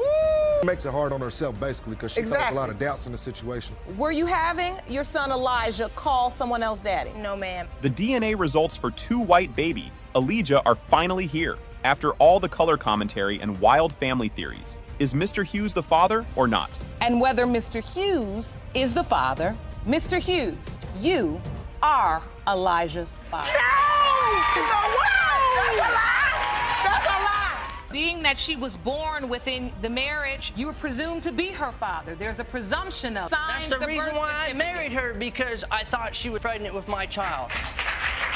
Mr. Rash spills his wife's shocking history. Craigslist rendezvous, a romp with 5 brothers from one family, and another man's name tattooed on her body. Mr. Rash, you are here today seeking the results of paternity tests for your 2 children. You claim your wife, Ms. Fuentes, has cheated on you repeatedly. You say she once left you for another man, slept with 5 brothers from the same family, and even had the name of another guy tattooed on her body. Ms. Fuentes coolly admits her rampant cheating, declaring Mr. Rash was never really her type, and she was never truly in love with him despite marriage. Now, Ms. Fuentes, you don't deny you've cheated over the years, but you claim your husband was never really your type. Correct. And though you love him, you've never really been in love with him. Yes, ma'am. At a family 4th of July picnic, Ms. Fuentes admits she had an intimate relation with Chuck, Mr. Judd, while his own brother, her ex, was in prison. A 4th of July picnic, would you like to come over? I said yes. I went over there and my ex-boyfriend, which is one of her sons, he was actually in prison at the time. And we were having a good time, and I will admit, me and her son, Chuck, we had a sexual relation. Enter Mrs. Judd, matriarch to 10 kids, including those 5 brothers, who sagely advises that if her boys didn't take their turns, this wouldn't happen. Ms. Fuentes had sex with pretty much all your sons. Not all of them. Not all of them. Oh, how many you got? I got 10. Ooh, all boys? I got 3 girls. Ooh, it's just like my grandmother, 7 and 3. I got all right. a dirty dozen. So she had sex with several of your sons. Mr. Rash confesses he only married Ms. Fuentes because he truly believed their youngest child, Gabriella, was his. Was this entire marriage built on a devastating lie? Being that she was born within the marriage, you were presumed to be her father. There's a presumption of paternity. You signed That's the reason why I married her, because I was pregnant with my child. After all her betrayals, Mr. Rash declares he still wants the kids to be his, but is finally done with her. Ms. Fuentes dramatically yells, "Thank God!" Just want my kids to be mine, and you know, I'm just going to continue to do what I'm doing. Do you still want a relationship with Ms. Fuentes? You know what? In light of all this, no. I mean, like, I don't even care anymore. The first DNA results are in for 1-year-old Christina. Judge Lake is about to reveal if Mr. Rash is her father or if the doubt starts here. Comes to 1-year-old Christina. Mr. Rash, you are her father. Now for the main event, 2-year-old Gabriella. The child Mr. Rash married Ms. Fuentes over. Is he her biological father, or is it actually one of those 5 brothers? When it comes to 2-year-old Gabriella, Mr. Judd, you are the father. Oh my God. The DNA results concerning Mr. Judd and Mr. Rash for Gabriella are being opened. Judge Lake prepares to announce which of these men is her true father. Mr. Rash absolutely explodes with grief and rage at the stunning paternity reveal for Gabriella, screaming, "I'll never forgive you for that." at Ms. Fuentes. I'll never forgive you for that. I'll never forgive you for that. Never. She deserves to know. No, she don't deserve to know. Yes, she does. You lied to her and you lied to me. I'll never forgive you. Never! It has been brought to this court's attention that there are pictures of you with Caitlin where you put in a caption that this is me and my baby Kate, where you are referring to this little girl as your daughter. Yes. Do you believe Caitlin is your daughter? Yes, that's my baby. Mr. Jordan says Ms. Heim totally tricked him into signing the birth certificate, even lying that the other guy already took a DNA test that was negative. You claim the defendant tricked you into signing her daughter's birth certificate and being a daddy. But 2 years later, you were told that another man is her biological father. You opened your case because you want DNA proof you are not the father. That the other guy had done got a paternity test on Caitlin, because she told me, oh, he already got one, and you know what I'm saying? That's why I know it's just you. Ms. Heim admits she slept with another man one time, right when the baby could have been made, but magically just knows Mr. Jordan is the father. He's a great father, and I only had sex with one man when we were together, and I had sex with him one time, but we've been messing around for 7 years, and I never became pregnant. I met Chris, and all of a sudden I came pregnant. But I know that Chris is the father. But how if you had sex with the other guy? He's the father. I just know that he's the father. The truth bomb dropped when a relative, mid-argument, blurted out to Mr. Jordan, "Why you ain't told Chris that he's not Caitlin's dad?" Imagine that shocker. This is where it goes wrong. Her and the family member gets into like an altercation or whatnot, like an argument. It wasn't even an altercation, an argument. And it was like they started like throwing dirt on each other, you know what I mean? So she said something about this family member's in front of this family member's boyfriend or whatever. So so the family member turned around and was like, well, why you ain't told Chris that he's not Caitlin's dad? Then came the damning photos of the other guy, Santavius Knight, cuddling baby Caitlin, and his bold social media post, "Me and my baby Kate." You can say whatever, but as she was saying it, she pulls out the phone and she started showing me I could pull it up. I ain't gotta lie. Tells me. My family and I'm like, was jealous because Chris was a good person. Pictures of this the other guy and my daughter. So this is another one posted up, and this me is and my from baby Santavius Knight, and it reads, "Me and my baby Kate." Surprise guest. The other potential dad, Mr. Knight, confidently struts into the courtroom, ready to declare that he believes little Caitlin is his baby. It has been brought to this court's attention that there are pictures of you with Caitlin where you put in a caption that this is me and my baby Kate, where you are referring to this little girl as your daughter. Yes. Do you believe Caitlin is your daughter? Yes, that's my baby. Mr. Knight unleashes another bombshell. Ms. Heim allegedly told him, "It's not Chris, you touch me and I get pregnant," and even promised to fix the birth certificate. She told me that it was my baby. She said, I'm pregnant. I said, what you telling me for? She said, cause it's young. Telling me I love you when you get home. I let somebody else sign the birth certificate. I'm gonna fix it when you get home. Did it in the third. I'm like, okay, say no more. She let somebody sign the birth certificate, but she's gonna fix it when you get home. Yeah. No. Busted again. Both Mr. Jordan and Mr. Knight reveal Ms. Heim tried to get them each to come over to her house just a month ago, cause her new dude tripping. So you're still having conversations with him after Caitlin's born? Family members. Through your family members? That's a lie. They tried to get me to come over a month ago. They tried to get me over to come smash that a month ago. Come on, stop lying. You said she just tried to get you to come over a month ago? Told me that Yes, same Mr. Jordan. thing too, Your Honor. How I know what you said? Hey, I need somebody to come over here and stay with me because you know my new dude and yada yada yada. Exactly. Now for real. After Judge Lake calls out her constant smirking and blatant lies, Ms. Heim finally cracks, tearfully admitting she didn't grow up with her own dad. What is the smirk? What is behind your eyes? What are you feeling? Why? Did you grow up with your dad? You just fine.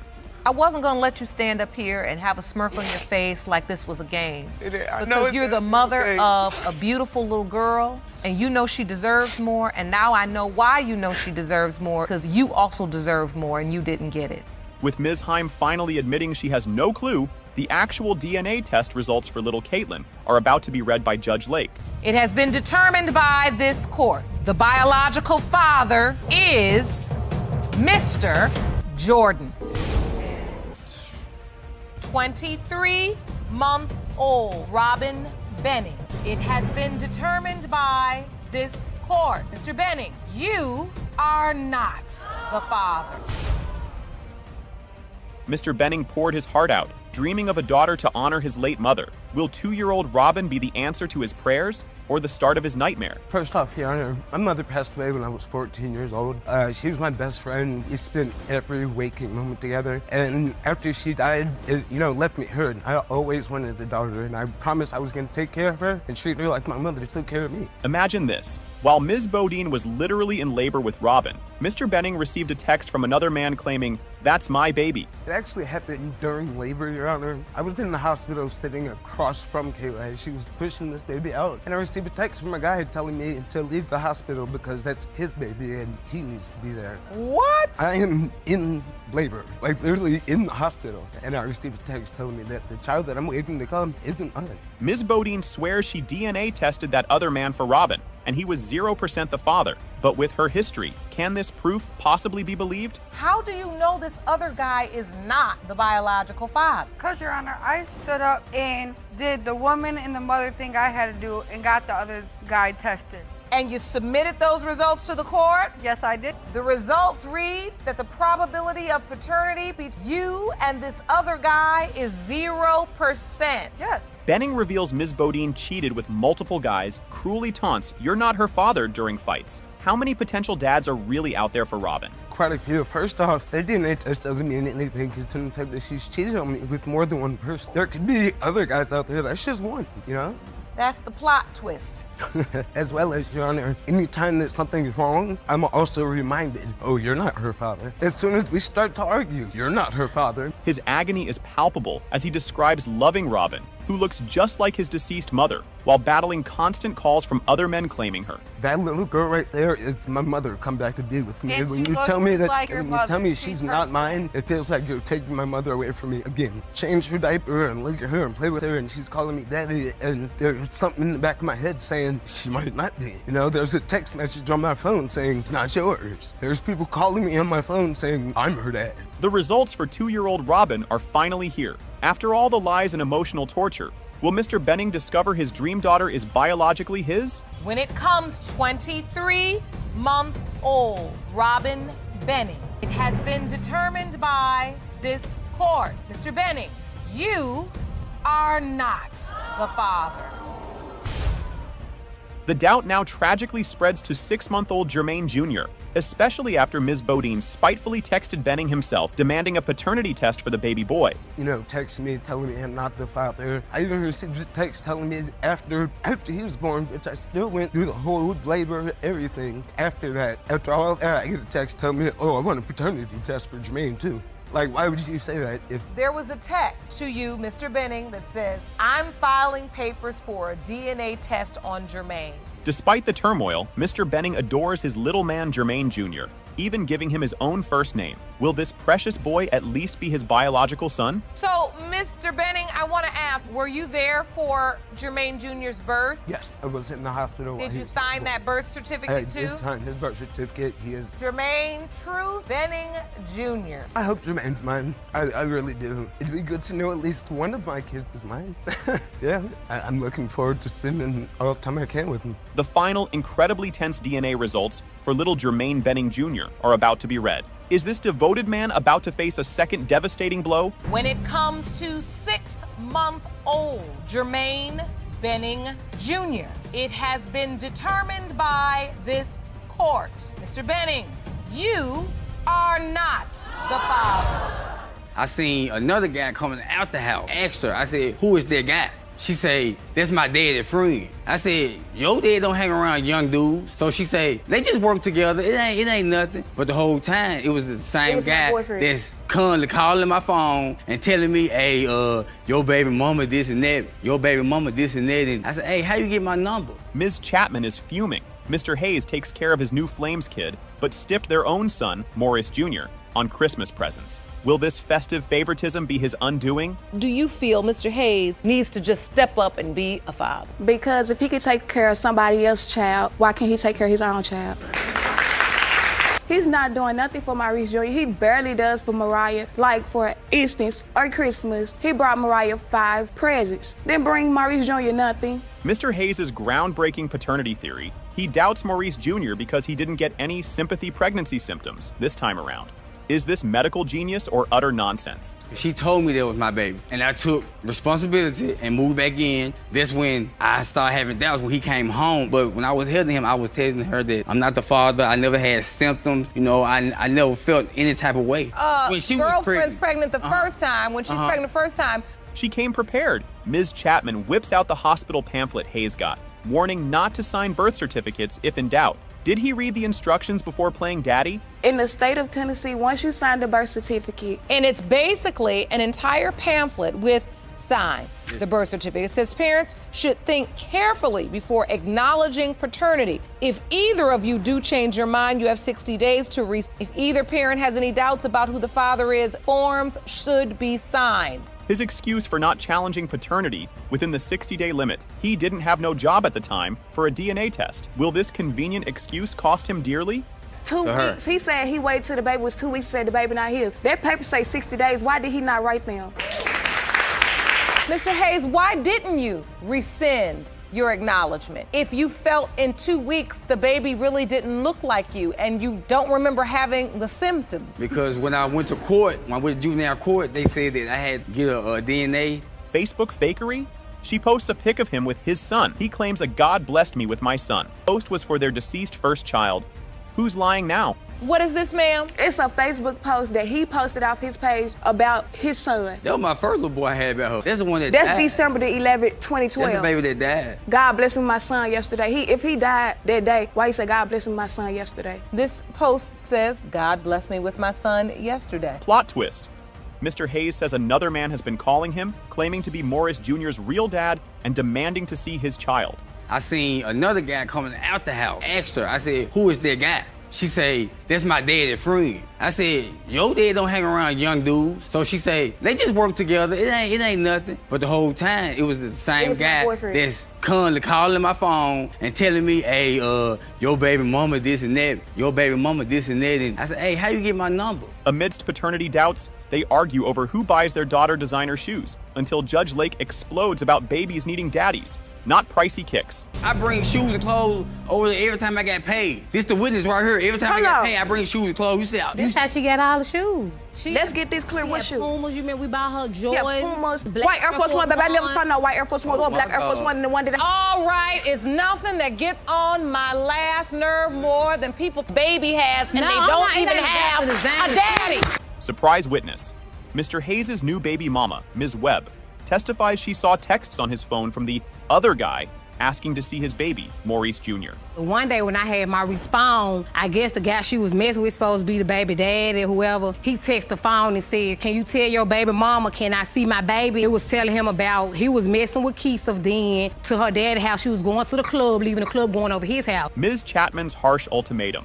Mr. Hayes can't see their older daughter, Mariah, 100% his, unless he also takes Maurice Jr., the son he doubts. So, Ms. Chapman, you've created a condition that he cannot see Mariah, the older child, unless he also take Maurice Jr. Yes, because he will come and give Mariah things, take her, but leave him with broken promise. Keisha. It don't matter why he promising you, I'm gonna come back and get him, I'm gonna come back and get you, Dad. Mariah, he did. Well, why he lying for though?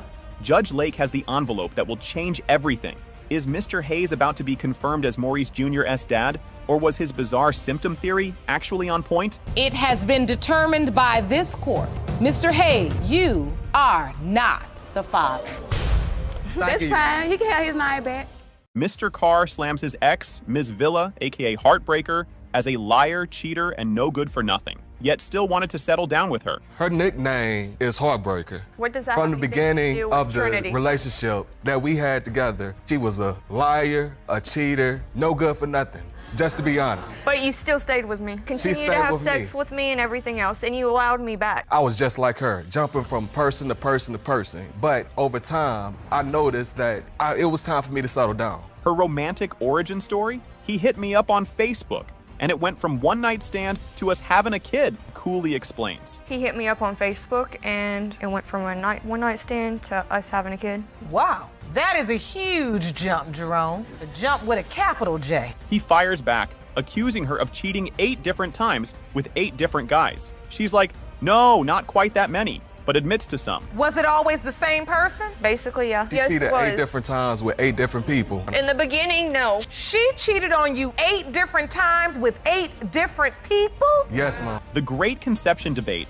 He says another guy knocked her up January 31st. She swears baby Trinity was made February 14th during sexy time in a moving car. The times of conception was she slept with a man on the 31st of January. Tony, Me and her slept together on February the 14th. 3 days later, the 17th, she tells me that she's pregnant. I'm like, how are you pregnant? Tony, you're a liar. I don't have to lie. I conceived It's her the truth. February 14th when we had sex in his car, in one of his friend's car, when he picked us up. He picked us up and we did it right there with him driving. That was on the 14th. Despite his crushing doubts and her admitted cheating, Mr. Carr tearfully says he's played daddy to Trinity every single day because she is my queen. Do you have a relationship with her? Yes, Your Honor. I'm with her just about every day of the week. I play my role as a father, no matter what it is, no matter how much pain, how much that eats me up inside, because to me, she is my queen. And she smiles back at me. That said, I'm doing something right. At least she's happy. Even if my happiness never comes, at least she's happy. He even presents a map of her alleged DNA duck and dodge tour across multiple states to avoid that swab. Will this 3-year chase finally end today? I was in Alabama. She was in Tampa, Florida. I tried to hook the cases together. As soon as she received the letter, she moves from Tampa, Florida to Muscle Shoals, Alabama. She moves from Decatur to Chicago, Illinois. Each time she opened the case, I believe she purposely spelled my name incorrectly because she had one of my work badges on her each and every time. Plot twist from Villa's best friend. Villa did confess to a steamy one-night stand with another dude right when Trinity could have been made. Did she ever say that she was with another man during the window of conception? Yes. She did A one-night say stand, that. yes. So she did tell you that during the window of time when Trinity was conceived, she did have a one-night stand with someone else. Yes, Your Honor. Ms. Villa finally admits it. Yes, she had unprotected revenge nyada nyada with another man just weeks before getting with Carr. But is he the father? When I messed with that guy, it was more of a revenge thing because of the stuff he was doing to me. Miss Villa, was that sex protected sex or unprotected sex? Unprotected. Even more confusing, that other guy's family apparently thinks baby Trinity looks just like Mr. Carr, even though the other guy denies being the dad. Even after I had Trinity, he asked me for pictures of Trinity and stuff. His family says that she looks like him and everything. The guy. So the other guy's family says Trinity looks like him? Yes, looks like Tony. Judge Lake holds the envelope that will end this epic chase. Is Mr. Carr truly the father of his beloved Queen Trinity? Or was Heartbreaker playing him all along? It has been determined by this court. Mr. Carr, you are the father. Mr. Fisher is absolutely devastated. His fiancée, Ms. Doyle, waited until after their precious baby Sophia was born to confess he might not be the biological father. Mr. Fisher, you claim you made the biggest mistake of your life by signing the birth certificate for 2-month-old Sophia. You say your fiancé dropped a bomb on you just 1 month ago and admitted you may not be her father. Ms. Doyle heaps praise on Fisher, calling him a great father and loving fiancé who does everything. Is this genuine love or just a massive guilt trip in action? I think that he is the father.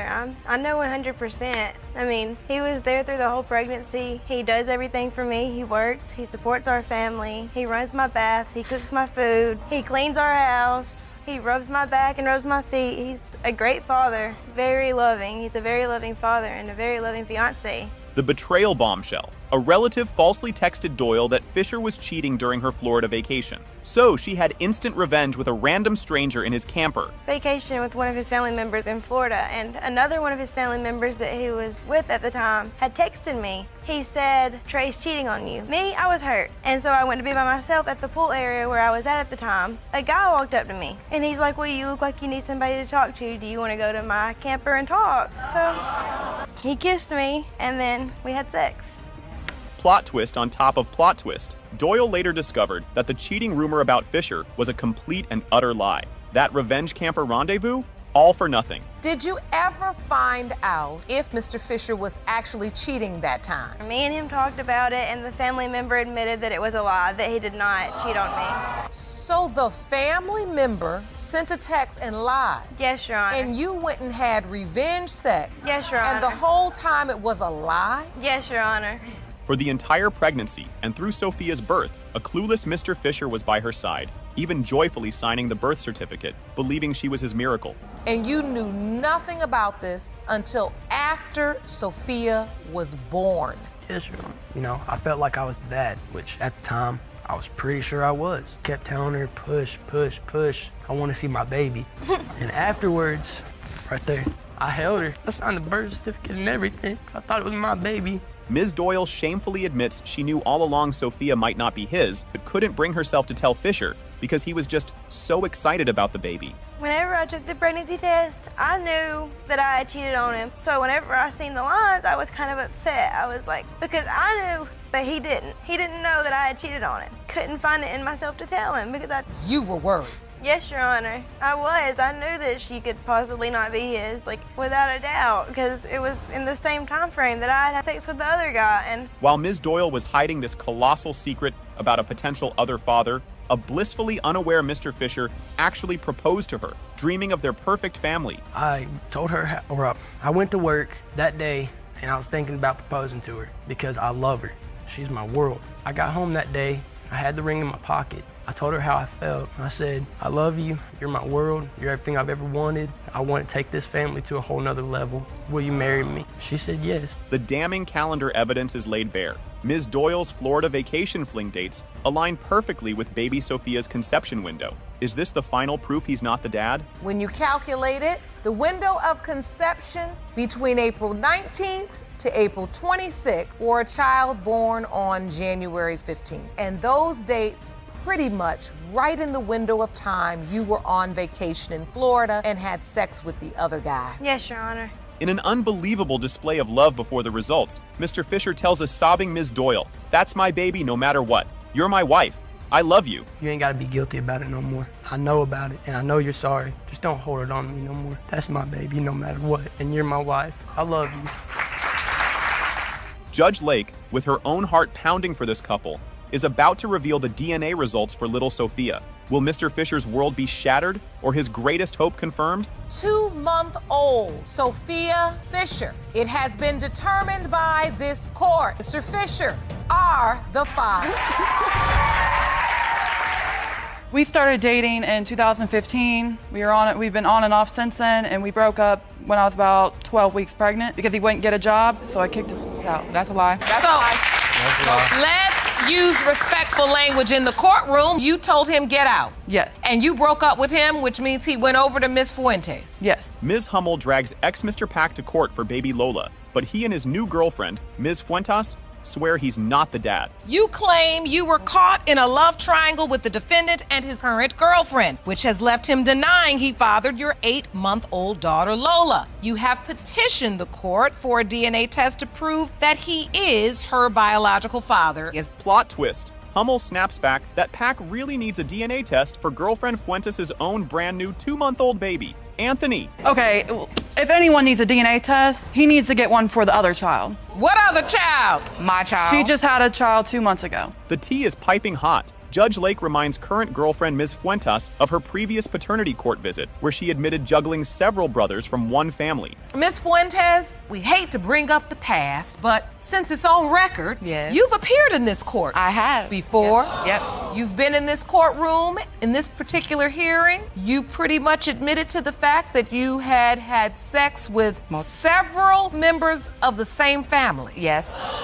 And Fuentes confesses again. She also cheated on Pack with her ex, unprotected, right when her new baby Anthony could have been conceived. Me and him had gotten into an argument, and basically I kicked him out. I kicked him out for 3 days, and during that 3 days, I slept with my ex. To be honest with you, I don't remember date all correctly, but it was probably about 6-7 weeks when I found out I was pregnant. Did you use protection? No, I did not. Was that within the window of time your child was conceived? It was. Judge Lake, demanding all the truth, declares Mr. Pack needs 2 DNA tests, one for Hummel's Lola and another for Fuentes' Anthony. So what I want to do is I want to finish this case regarding Miss Hummel's child, and then I'm going to send you all off for DNA testing as it relates to baby Anthony, because I'm a firm believer to get the whole truth and nothing but the truth. Ms. Hummel claims she dumped Pack, who then shacked up with Fuentes just 48 hours later because he wouldn't get a job. He screams, "That's a lie." We started dating in 2015. We've been on and off since then, and we broke up when I was about 12 weeks pregnant because he wouldn't get a job, so I kicked his out. That's a lie. That's Okay, so let's use respectful language in the courtroom. So you told him get out, and you broke up with him, which means he went over to Miss Fuentes. 48 hours later. Mr. Pack then backtracks, admitting they were living together during Lola's conception, but swears they slept in different rooms and barely spoke. Sir January. We was together, but the whole time we slept in different rooms. We didn't talk to nobody. We didn't talk to each other barely 2 words out the day. And the job thing, that's a lie. Despite Pack's fierce denial of baby Lola, "I'm not the father," his current girlfriend Fuentes admits they have actually babysat Lola for Ms. Hummel. Mr. Pack, you aren't doing anything? Your Honor, I am not the father. She's asked us to watch the baby a couple times, and we have. I mean, he wants to find out if the baby's his, that's fine, but I don't feel like shunning the baby. Ms. Hummel is 110% certain Mr. Pack is Lola's father. Mr. Pack sees no resemblance at all and demands the real dad show up. What are your hopes today? What are you hoping for? That he's gonna step up and take care of his child. Because you know for certain this is his. Oh yeah, 110% I know that this child, my daughter, is his. Look at her, like. No, she's not. There's no resemblance at all. None. Right there, none at all. Okay. With Lola's paternity just revealed, Judge Lake immediately orders all 3 back for baby Anthony's DNA results. Will Pack be a father of 2, making these babies siblings? It has been determined by this court. Mr. Pack, you are the father. I told you. Yeah, you just slept with me when you guys came to visit. No, I didn't. Yes, you did. All right. Wait, what did you say? That he slept with me when they came to visit. Just recently, 2 weeks ago. Ms. Ramirez is furious her ex, Mr. Jordan, dad to their other 2 kids, is denying their new baby Mila, doing absolutely nothing for her. Ms. Ramirez, you have dragged your ex-boyfriend to court because you are tired of him denying your 4-month-old daughter, Mila. And you're hoping today's results will make him finally step up. Ms. Ramirez, you say Mr. Jordan does nothing for Mila? He was not there for the pregnancy. He wasn't there for the birth. He's never provided. Mr. Jordan claps back. Ramirez is a pathological liar, and he has a pay stub proving he was working in another state when baby Mila was allegedly made. I'm just here to prove that Mila's not my baby. She's a liar, like pathological liar. Mr. Jordan, if we count back, that looks like it adds up. Your Honor, that's not, she's lying. Cause I have proof, I have proof right here that I was in Georgia. I got a pay stub. If I could submit this to. Her wild story? Jordan did make a secret visit from Georgia for a whole week where they had unprotected romps because she wanted another baby. Ms. Ramirez, if Mr. Jordan was living in a completely different state, you've testified he didn't have any money to come back. Well, the week he had came to visit, he was coming down with a friend. And during that time, we were having unprotected sex. The entire week of March 18th through March 24th. Yes, the whole week, unprotected sex. But wait, Ramirez then casually admits she also hooked up with someone else just a week after Jordan supposedly left, protected, but he pulled out. So, Ms. Ramirez, is there any chance your timeline was off? No, not at all. Or you were with anybody else? A week after he left, I did sleep with someone else. But I did use protection and he did pull out. But that was literally a day and a half later when I took a pregnancy test. Plot twist. Jordan's star witness is his new pregnant girlfriend, Ms. Gilliard, who used to be Ms. Ramirez's babysitter for her other kids. So, Mr. Jordan, you say you brought a witness that would prove that you are not Mila's biological father. Yes, Your Honor. I met him first and foremost, of course, and ended up being his babysitter for his second child that he has, Adrian, for a few months, actually, while he was in Georgia. The ex-babysitter spills the tea. Amari claims Ramirez herself told her she was taking baby Mila to see Mila's dad, another guy, for cash. I knew more certainly when she herself told me. She asked us to stay with the boys and that she's gonna take Mila to go see her dad. She didn't say, oh, this might be the dad. She said, I'm going to take Mila to see her dad. He wants to see Mila.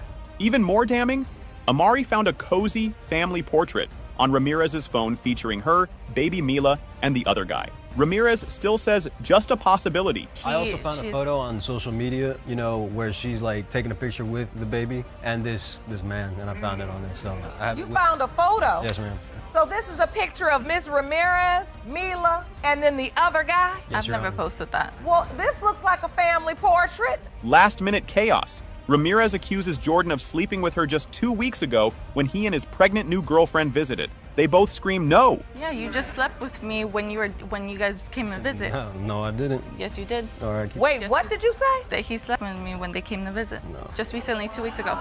Judge Lake holds that fateful envelope. Is Mr. Jordan now expecting a child with the ex-babysitter, also the father of Ms. Ramirez's baby Mila, despite his alibi? It has been determined by this court. Mr. Jordan, you are the father. Actually, how the situation went about, I was in her phone one day and I scrolled down, I was on Snapchat basically. I had seen the dude and I said, he looked just like my son. I'm like, what? Like, Your Honor, he sent me that picture and immediately, just in all honesty, I was like, that's not your son. Mama Bosley charges in, declaring her son Cedric made a young and dumb mistake signing baby Maverick's birth certificate because there are 2 other possible dads. You and your son have petitioned the court for a DNA test because you are certain he did not father the defendant's 3-month-old son, Maverick, and there are 2 other possible fathers. You say your son mistake by signing the birth certificate, and you need today's paternity result to get his name off of it. Their office romance? Met at work, he immediately gushed love at first sight and baby talk. They did the deed the next day, then she hit the brakes. Well, my testimony is, in the beginning,